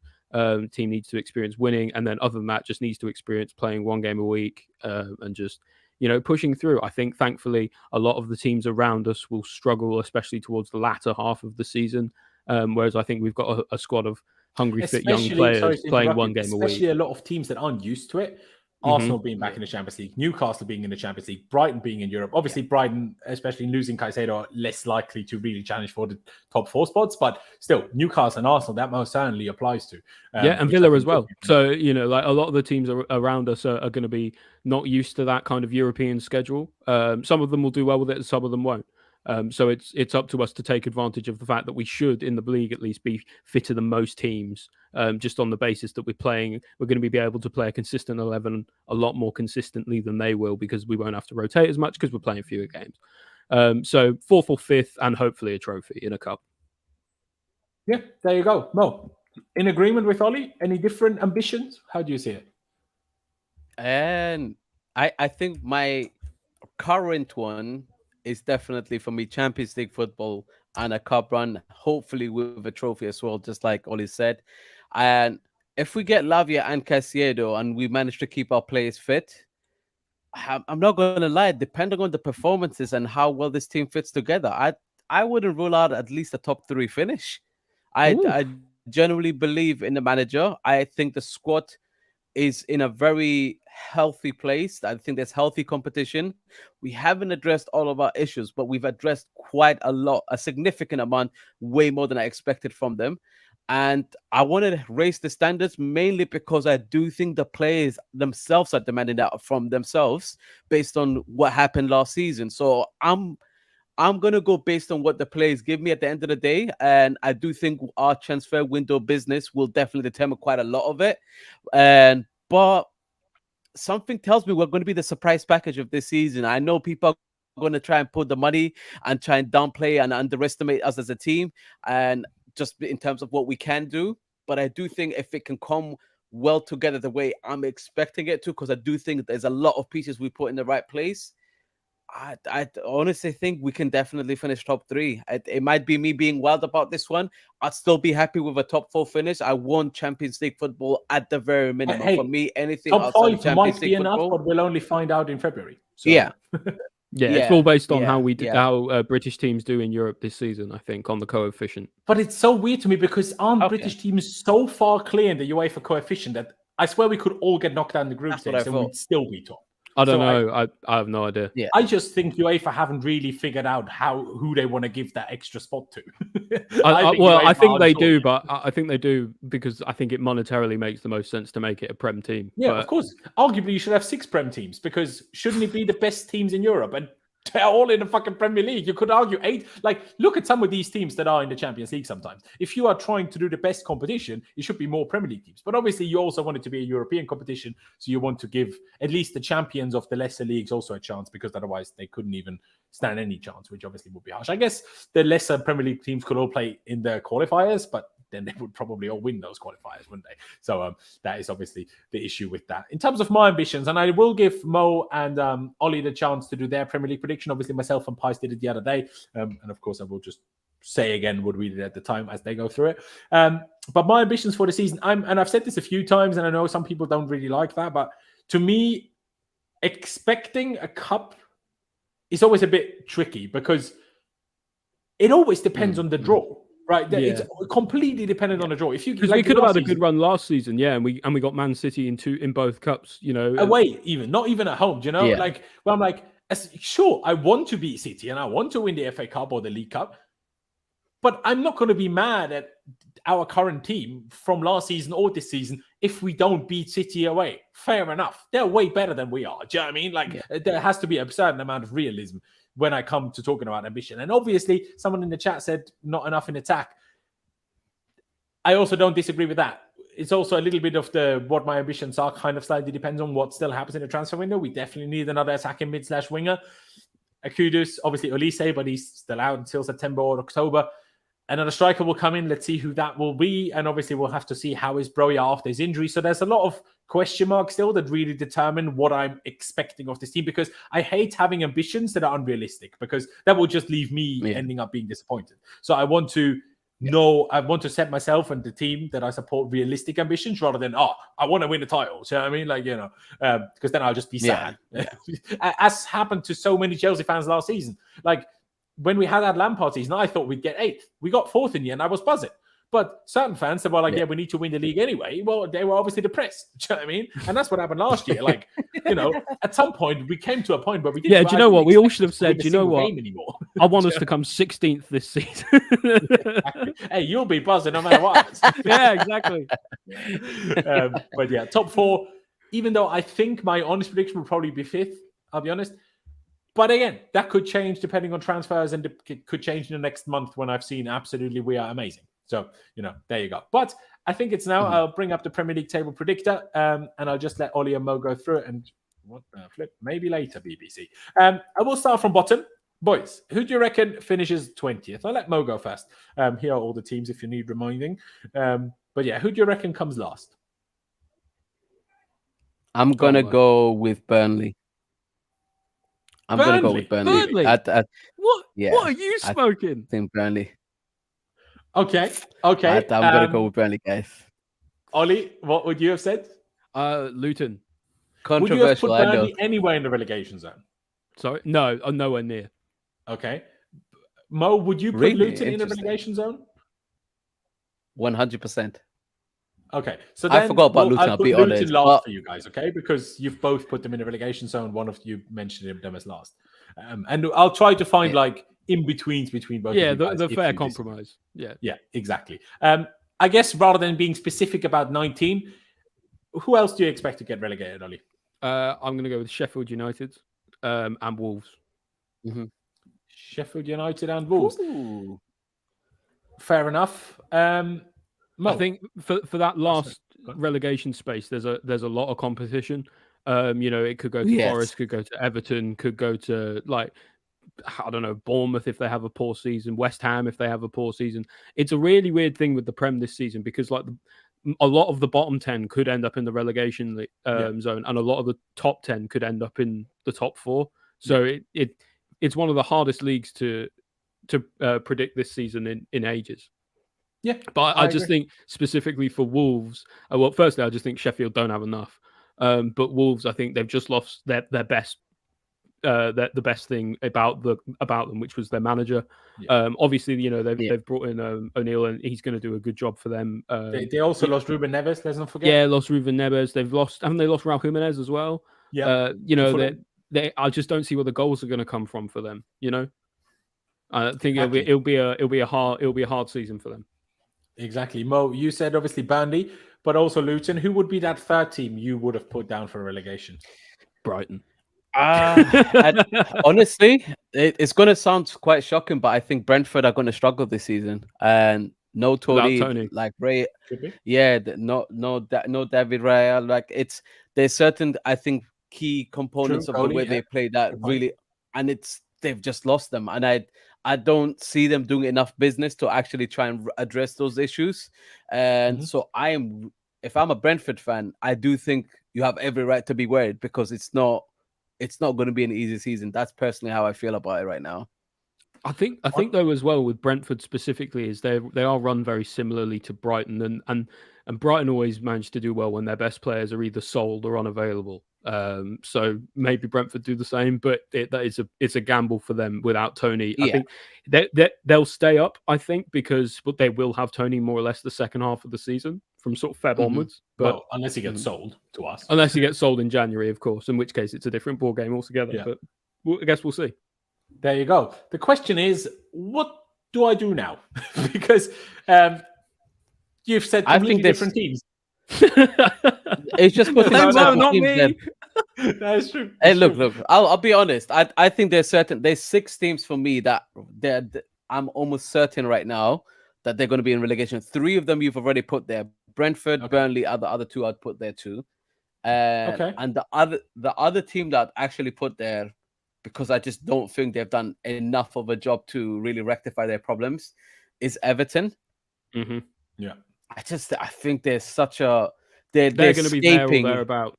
Yeah, they're escaping every year, but honestly, they're not in the right place, man. This team is very, very dodgy. And their only saving grace is having Sean Dyche, but they already lost 1-0 to Fulham at home. Do you know what I mean? Yeah. So that hasn't really been off to a great start. I'll quickly bring up what myself and Pies predicted. I'm not sure if you can even I did watch that game though, and actually you could argue Everton deserved to win.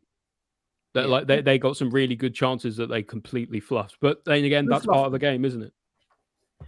Who fluffed them? Neil Maupay. Maupay missed a really bad one, and I think Doucouré missed a bad one as well.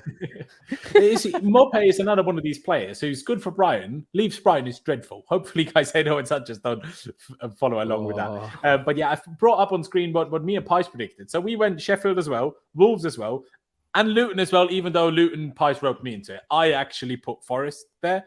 I don't think Luton will get relegated, and I will explain it because their home ground is so crazy and so tight and so uncomfortable for the home teams, especially for the away teams, especially for these, Premier League teams that are used to Premier League luxury, that I think they will get a very surprising amount of points at home, and I think that will be enough to keep them up.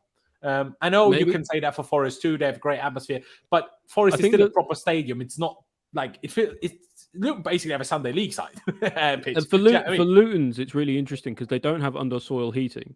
And they have got an exemption from the league this season about not having it, so they don't have to have it. So in December, the frosty game against Man City, you never know. It might benefit them because they're used to that. They're used to playing in those conditions. Whereas a lot of the higher up Prem teams with under soil heating, they don't have to play on a frosty pitch very often. I don't think they'll allow frost if the pitch is actually. I think if it's really bad, they'll clearly call it off. But that's why I wouldn't put Luton down there. But yeah, for me, I agree with Ollie. Unfortunately for you, Mo, I think Burnley are going to be very comfortable in staying up. But well, you guys figure it out. I'm happy to do a coin toss between teams. But which two teams shall I do a coin toss between? For 17th? Who would you say? More for 18th or 19th, whichever. But Mo agreed with Sheffield, right? More so than Wolves. Yeah. Sheffield for sure. I think that bottom two is pretty secure. I think it's that third spot. Yeah. Who do you think, Mo? You thinking maybe Everton for them? I was thinking Everton, but honestly, I think about Sean Dyche and his experience with just being able to actually do really well with limited budget. He probably can keep them up. I just expect them to be in a relegation battle till the end. And Burnley, for me, the reason why I'm worried about them, I just haven't been particularly impressed with their business side of things. I feel like they've played it too safe. And my worry is that obviously the way that company likes his team to play, I don't know if he's going to be stubborn throughout the whole time playing that type of style. And I do feel like that's going to backfire. That's what my worry is. Is that what you're thinking? Like what happened to Norwich 2 years ago? I think maybe not as bad as Norwich, because Norwich was just disaster.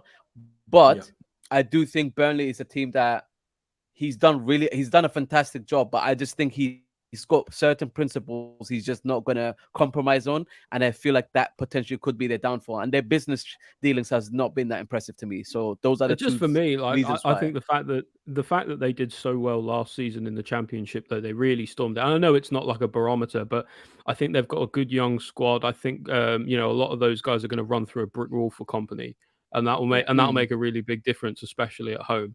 I think you could argue on one hand the way that they're going to play is going to be, maybe a little erratic, maybe a little stubborn from Company, but at the same time they might surprise people. With the way that they play. So it could go either way. I personally wouldn't put them in the relegation zone. I wouldn't put them above Everton. Sorry, I wouldn't put them below Everton. I wouldn't put them below Forest either, personally. I was going to say, last season, Nottingham Forest was a team that I thought, there is no way they do well. And I'll be honest, for the first part of the season, it looked like I was right. And then once they figured their ish out, they managed to start grabbing points. They did, but they were impressive against teams that I did not expect them to be impressive. They made it really difficult. And they had just damn. Team. It's just their problem was that they bought way too many players and it took them way too long to gel. And that's why they had such a bad start. And that's who should be checked out for financial fair play, guys. That's who we should be checking out for financial fair play. Let's be honest. Exactly. They didn't even have a front of shirt sponsor. But my club would never. We would never. We would never. It could never happen to us. But because Mo put Burnley as bottom, and obviously Ollie mentioned Wolves, I gave you guys a poll to pick between Wolves and Burnley. So, ladies and gentlemen, in the chat, please select your vote in the poll between Wolves and Burnley, and we will just move on for the time being, and basically pick whoever the poll decides as the 18th team. But as much as you wanted to put them higher, Ollie, considering Mo wanted to put them last, I think I have to put Burnley at least in 17th, and then depending on the poll, they might go down to 18th, but otherwise stay 17th. I don't think the chat will pick Burnley to go down, but let them be in 17th. So who would you pick for 16th then? I'll let you go first, Mo. Who would you pick for 16th? Brentford, maybe? You shouted them as a potential relegation threat? Everton, of course? Brentford. Let me go with Brentford on this one. Yeah. Definitely. Would you agree with him, Ollie, or would you like to go for someone drastically different? I would say Everton instead, personally. Well, would Brentford be far off, or would they be in the similar realm? Brentford is similar realm, like mid-table, maybe lower mid-table, but I just think Everton just don't have the dynamism that Brentford do, and they also have the worst coach as well. For me, that's what edges it, but it is close. Fair dues. Would you be okay with putting Everton in 16th and Brentford in 15th, Mo? I'd be okay with that. I think they're going to be both in relegation battle. So they're going to be a long season for both of them, potentially. Yeah. Absolutely. All right, Ollie, I'll let you go for 14th first. Who would you pick for 14th then? It's a tough one. There's a lot of good teams who can sort of Forest. Probably it'll be Forest. It'll be Forest. The only other one I was thinking of is maybe West Ham. But I think Forest. just will struggle more than they will, really. Even though West Ham do have European football. Yeah. And obviously lost Rice, may lose Paqueta. Let's see what happens there. May lose Moyes, potentially too. May lose Moyes, but that will more be about them sacking him, I think, than anything else. That might be a benefit, we'll see. Yeah, especially after losing Scamacca or selling Scamacca because Moyes couldn't get him to work. But Mo, would you be okay with Nottingham Forest in 14th? Would that be roughly where you'd put them as well? Hey, Ollie, for the first time we agree on something, bro. I don't even disagree. No, I think, that's a good pick. Fair dues. What about 13th then, Mo? Is West Ham a shout for you in that realm? Like Ollie said, obviously being in Europe while having lost Rice, while having lost Scamacca, while potentially losing Paqueta? Or would you put them a little higher than 13th and maybe put I feel or a Palace or a Bournemouth there? Their business Palace for me will change things. But Palace is who I'm thinking, I'll be honest. Yeah. That's who I'm thinking. I would have Palace to agree. did just beat, who did they beat? Sheffield United. Sorry, I thought it was Fulham. Yeah, relegation fodder. I agree. Palace is 100% the right choice for next. Yeah. I think we put Palace in like 12th or 13th, something like that. So it's definitely around there.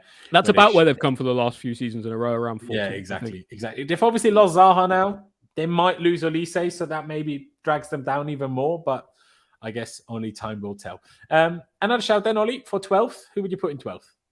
I'm going to go. You guys expecting Bournemouth to do this well? Bournemouth were going to be my next shout. I think they will do all right because I think they've got a good coach who runs them very hard, and so they'll run a lot of teams off the park this season. So I think they'll do a good enough job to be comfortably mid-table.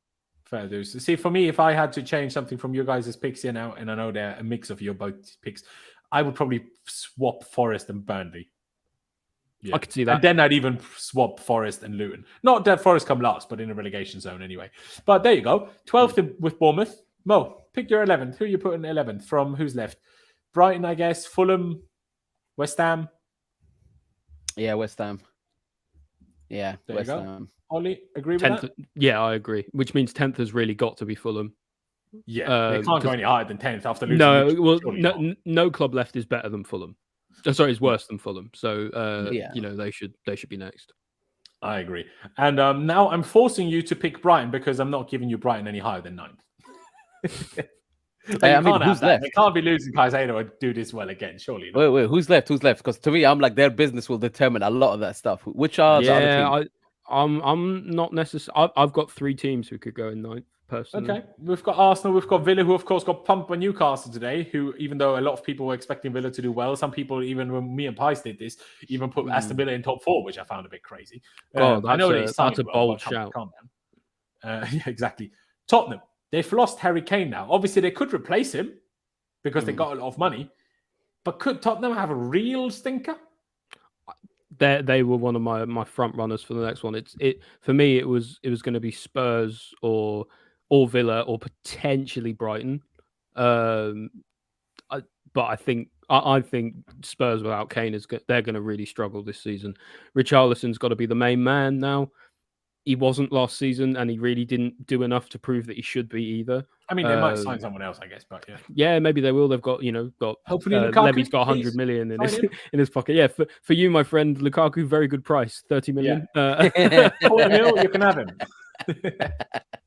Yeah, that would be useful. But I think it'll be Spurs next because I just think whoever they get in isn't going to be better than Harry Kane for them. So it's a downgrade regardless, isn't it? Absolutely. Mo, who would you put in 9th? Oh man, I'm actually quite torn because in my mind, I think it's between Villa and Spurs. I think Brighton will do good business, hence why I think they'll be able to withstand the losses that they've had. Arguably, they've already got a replacement for McAllister with that Enciso, who's been really good already. Like they just spawn another wonder kid. Yeah, exactly. That's what I was about to say. For me, if they weren't set up as a club the way they are, I would have definitely put them there. I have far more doubts about Spurs than I do about Villa because Villa, I think, have addressed a lot of their issues. I think today's result... Villa also have the better manager. Yeah. Yeah. Andrew's a good manager, but he's not unproven at the top level where Emery's a tier above, for sure. You Yeah, going I'm gonna Spurs? go with Spurs. Yeah. All right. I'm happy think with that as there's well. a lot of unproven there. All right. Ollie, your first pick again. You were kind of decided between Villa, Spurs, and Brighton. Now in 8th, you're kind of left with Villa and Brighton. next. Villa or Brighton next. I'm personally going to go with Brighton next. I think Villa will have more than. I think people will use today as a reason to write Villa off. But I think actually they've got a very good coach. They've got a very good squad, and they've done a load of really good business this summer. Yeah, and that business takes time to gel. So I wouldn't. Yeah, and like. Exactly, and I know people say, well, they're in Europe, but actually they're in the Conference League, and like I think they can win the Conference League. I think their second team could win. They should win the Conference League. Arguably. So like, I don't think that's going to actually present much of an issue for them. So I think it's got to be Brighton next, who are in Europa League because it's slightly harder competition. They can't rotate as much. Again, you can make the arguments around De Zerbi or Emery for sure. But I think Villa certainly have a better squad. Villa have just got that little bit more quality, I think, for me as well. It's going to be hard for Brighton. I think if they kept Caicedo and McAllister, we could be talking about top 4 for them. But it's a big loss for them. Exactly. And Sanchez, of course. Obviously, I know he wasn't starting for them anymore, but still. Mo, you happy with Brighton in 8th then? Yeah, I agree 100%. Everything you lot said is exactly what I agree with. Fair dues. That, I assume, means you both said kind of 9th is between Villa, Brighton, and Spurs. So then I assume Villa goes in 7th. That right, Mo? Yep, absolutely, man. I think, again, it's very early in it. Like the first game of the season, people tend to kind of react immediately to it. But I think what it's done for me is I was probably underestimating Newcastle a little bit too much. And based on what I saw today, they are yet to see once the Champions League starts if that affects them. Obviously, now Champions League hasn't started, so they're still good. But I think they will drop points once Champions League group stages start. Mm-hmm. Yeah, it's about whether they can even get out of the group stage. I think. Yeah, and even then, they'll probably come 3rd, so they'll still have Europa. They should win Europa if they're in it. They should win it. I think. Their depth is something that concerns me with Newcastle as well. Like I look at their depth and I think, it's a bit of a sticky one in that sense. But I do think Aston Villa's business over the last 2 seasons have been really good. They've got a really experienced manager that is able to navigate a lot of these situations very, very well. And if they can avoid too much injuries, because Minks got injured today, but to me, I said, I'll be honest, I don't know why he started ahead of Pau Torres. But other than that, I'd say, man, I do think Aston Villa is strong enough to at least get a 7th place finish and still compete in European side of things too. Absolutely. So I think they'll have a really good season. I think they'll be they'll be saying at the end of this season how good a season they've had, because I think they'll go far in Europe and they'll retain their position in the league. Mm-hmm. Fair play.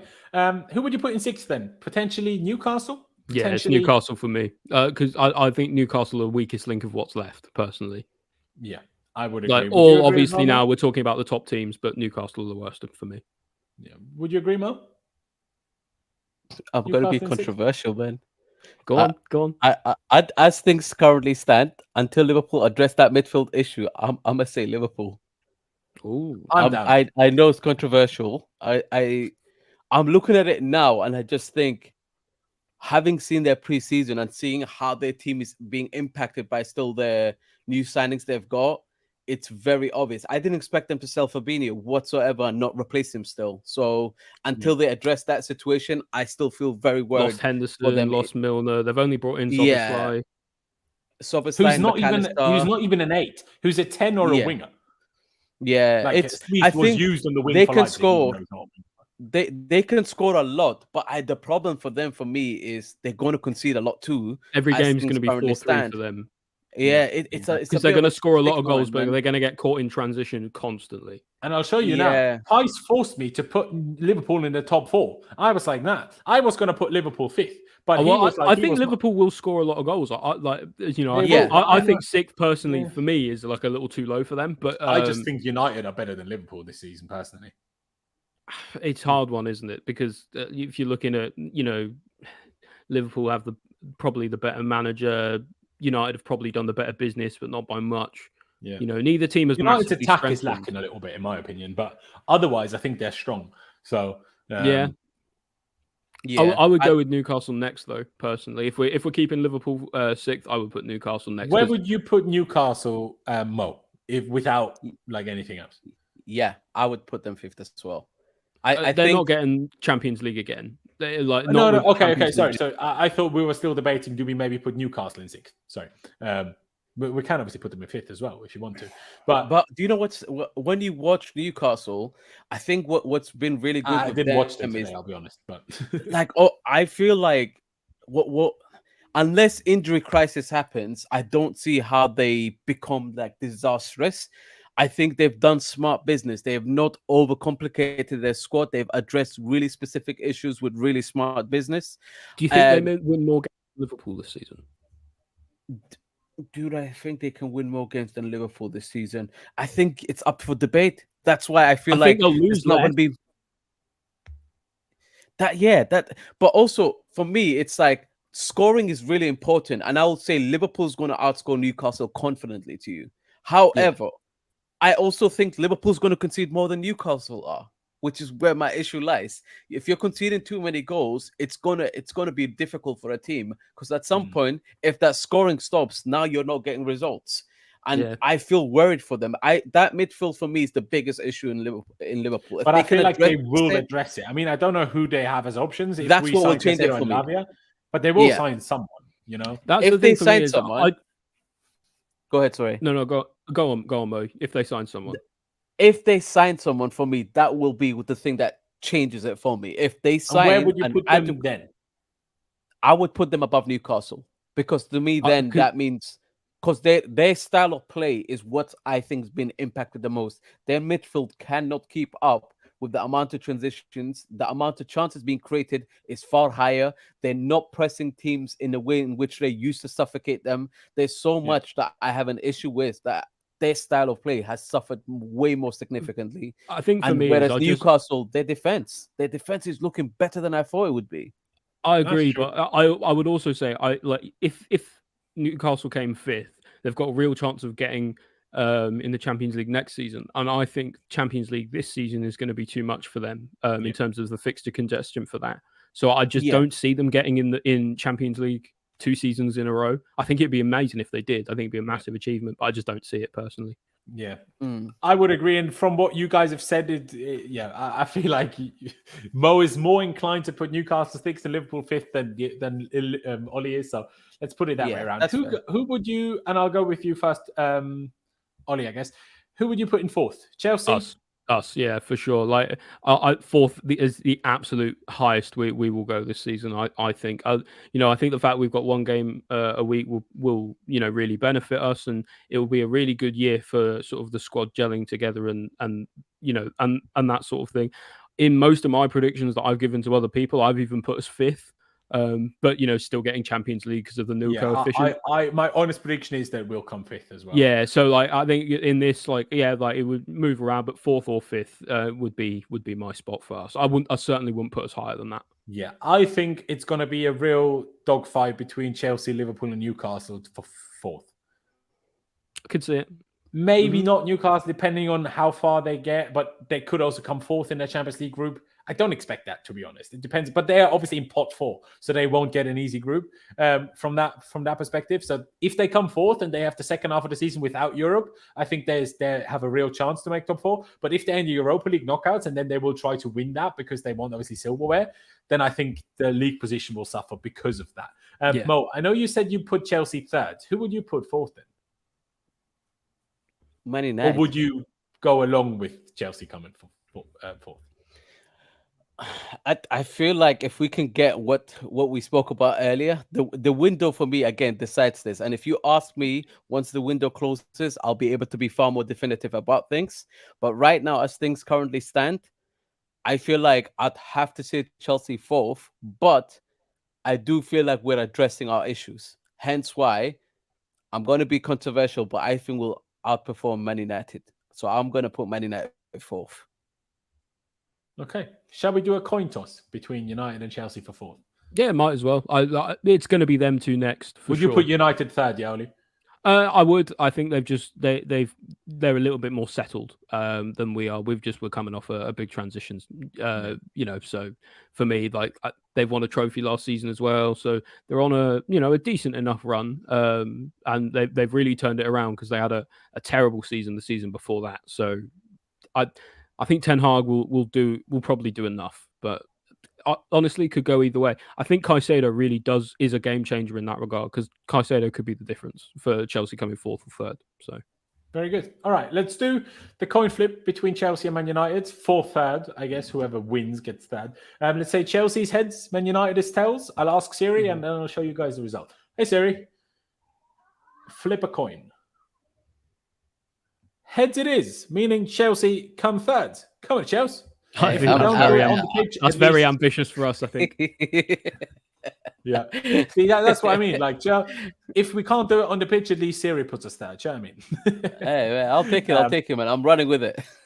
And then please don't tell me you're crazy like Pies, because Pies told me Arsenal will win the league. No. Pies has no idea. No, I love Pies to bits, but I love Pies to bits.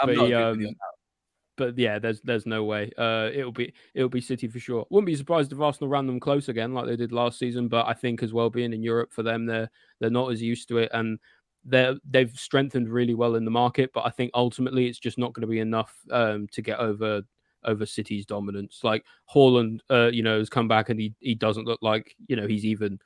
He looks like he finished the last season 5 minutes ago, right? He's still firing fit, ready to go. I love the fact that people will say it's a big team problem for him, but I just love the fact the man does not give two shits about the Community Shield. Last season, he obviously was awful, missed that sitter, and then banged from the first Premier League game. And this season, he did nothing in the old Community Shield as well. And listen, have you seen the size of him? He probably, he's an athlete. Have you seen the size of him? He probably eats, dinners off plates larger than the Community Shield. Yes, he probably does. All right, that is your guys' Premier League prediction: Man City, Arsenal, Chelsea, United, Liverpool, Newcastle, and so on. How different is it? How different is it to and the you poll guys? picked Wolves to get relegated. So unfortunately, Wolves won over Burnley, but quite clearly, denied 9 to 31%. So it does remain Wolves in the relegation zone. And thank you 2/3 of Lawrence's chat for telling everyone that I'm smarter than Mo. No, I'm joking. I do feel like you guys did Luton a bit harshly, yeah, but hey, it is what it is. No, I honestly think Luton haven't got enough. They really don't. I mean, they are signing Ross Barkley, aren't they? Like exactly. I mean, come on, no. Let's not put them out there because of Ross Barkley, please, for the love of God, guys. Not because of Ross Barkley. All right, boys, let's finish it off with this one last thing. Score prediction for Chelsea versus Liverpool tomorrow. Mo, I'll let you go first. What are you saying? 2-1 Chelsea. It's going to be a wild game. I think it's going to be an electric atmosphere tomorrow at Stamford Bridge. I'm so excited, so nervous, but I don't know. I feel like the excitement overtakes the nerves. I'm actually excited to be back, man. And are you going to the game? It feels so weird. Yeah, man. I think what makes me excited about it as well is last year, I just remember it got to like, where was it? Like February, March time. I was like, just end the season, man. I'm tired. Like, I don't want to be there anymore. Yeah. I'm going to games to go see friends rather than actually watch the game. I have zero expectations. It was just not good. Whereas this time, I feel full of life, full of hope. And I just can't wait to see how our team comes together. I think this is one of the most exciting times at Chelsea Football Club. And tomorrow, if we start how I think we can start, I think we're in for a really, really, really fun season for us as a Chelsea fan. So I'm excited. I'm going to say 2-1 Chelsea. It's going to be electric. And we might even go down 1-0 and still come back. Who knows? I have no idea. But I'm going to say 2-1 still. Big up. Love it. Ollie, what about you? I'll never bet against us, but I think it's going to be a really tough game. Like we said, Liverpool are going to be designed to score goals. I think it'll be a really close game, so I'm going to go with a 2-2 draw. Fair dues. Yeah, in my predictor league that I'm doing for like where you're predicting every game all season, I said 2-1, but something in me is like kind of wants to go along with the super crazy game and want to say 3-2. But yeah, I'm going to say 3-2. Could be 5-4. You never know. Yeah, Oh, God. All right, I can come. But yeah, 3-2. What a classic it will be. So I'm going to say that, and bang, that works out that way. Ladies and gentlemen, this has been a very long stream. Appreciate you all tuning in. All sorts of news. Caicedo about to be done. Even though we started the stream 2 hours ago, it's not done yet, but about to be done. Lavia, apparently we have an agreement, so let's see about that one. Chelsea against Liverpool tomorrow. I am absolutely buzzing. Hopefully it turns out great. Subscribe if you haven't already. That'd be massively appreciated. We will be back for player ratings straight after the game tomorrow, of course. So subscribe, hit the notification bell button so you don't miss that. Please do also check out both of my guests down in the description below. Ollie's Twitter, Ollie's podcast at the Bridge Pod. Both are linked down in the description, as you can see on screen, as well as, of course, Mo's Twitter as well. Please check them out, give them a follow, and tell them you love them, because they deserve that. But yeah, thank you guys for watching. After Chelsea, and we'll see you next time.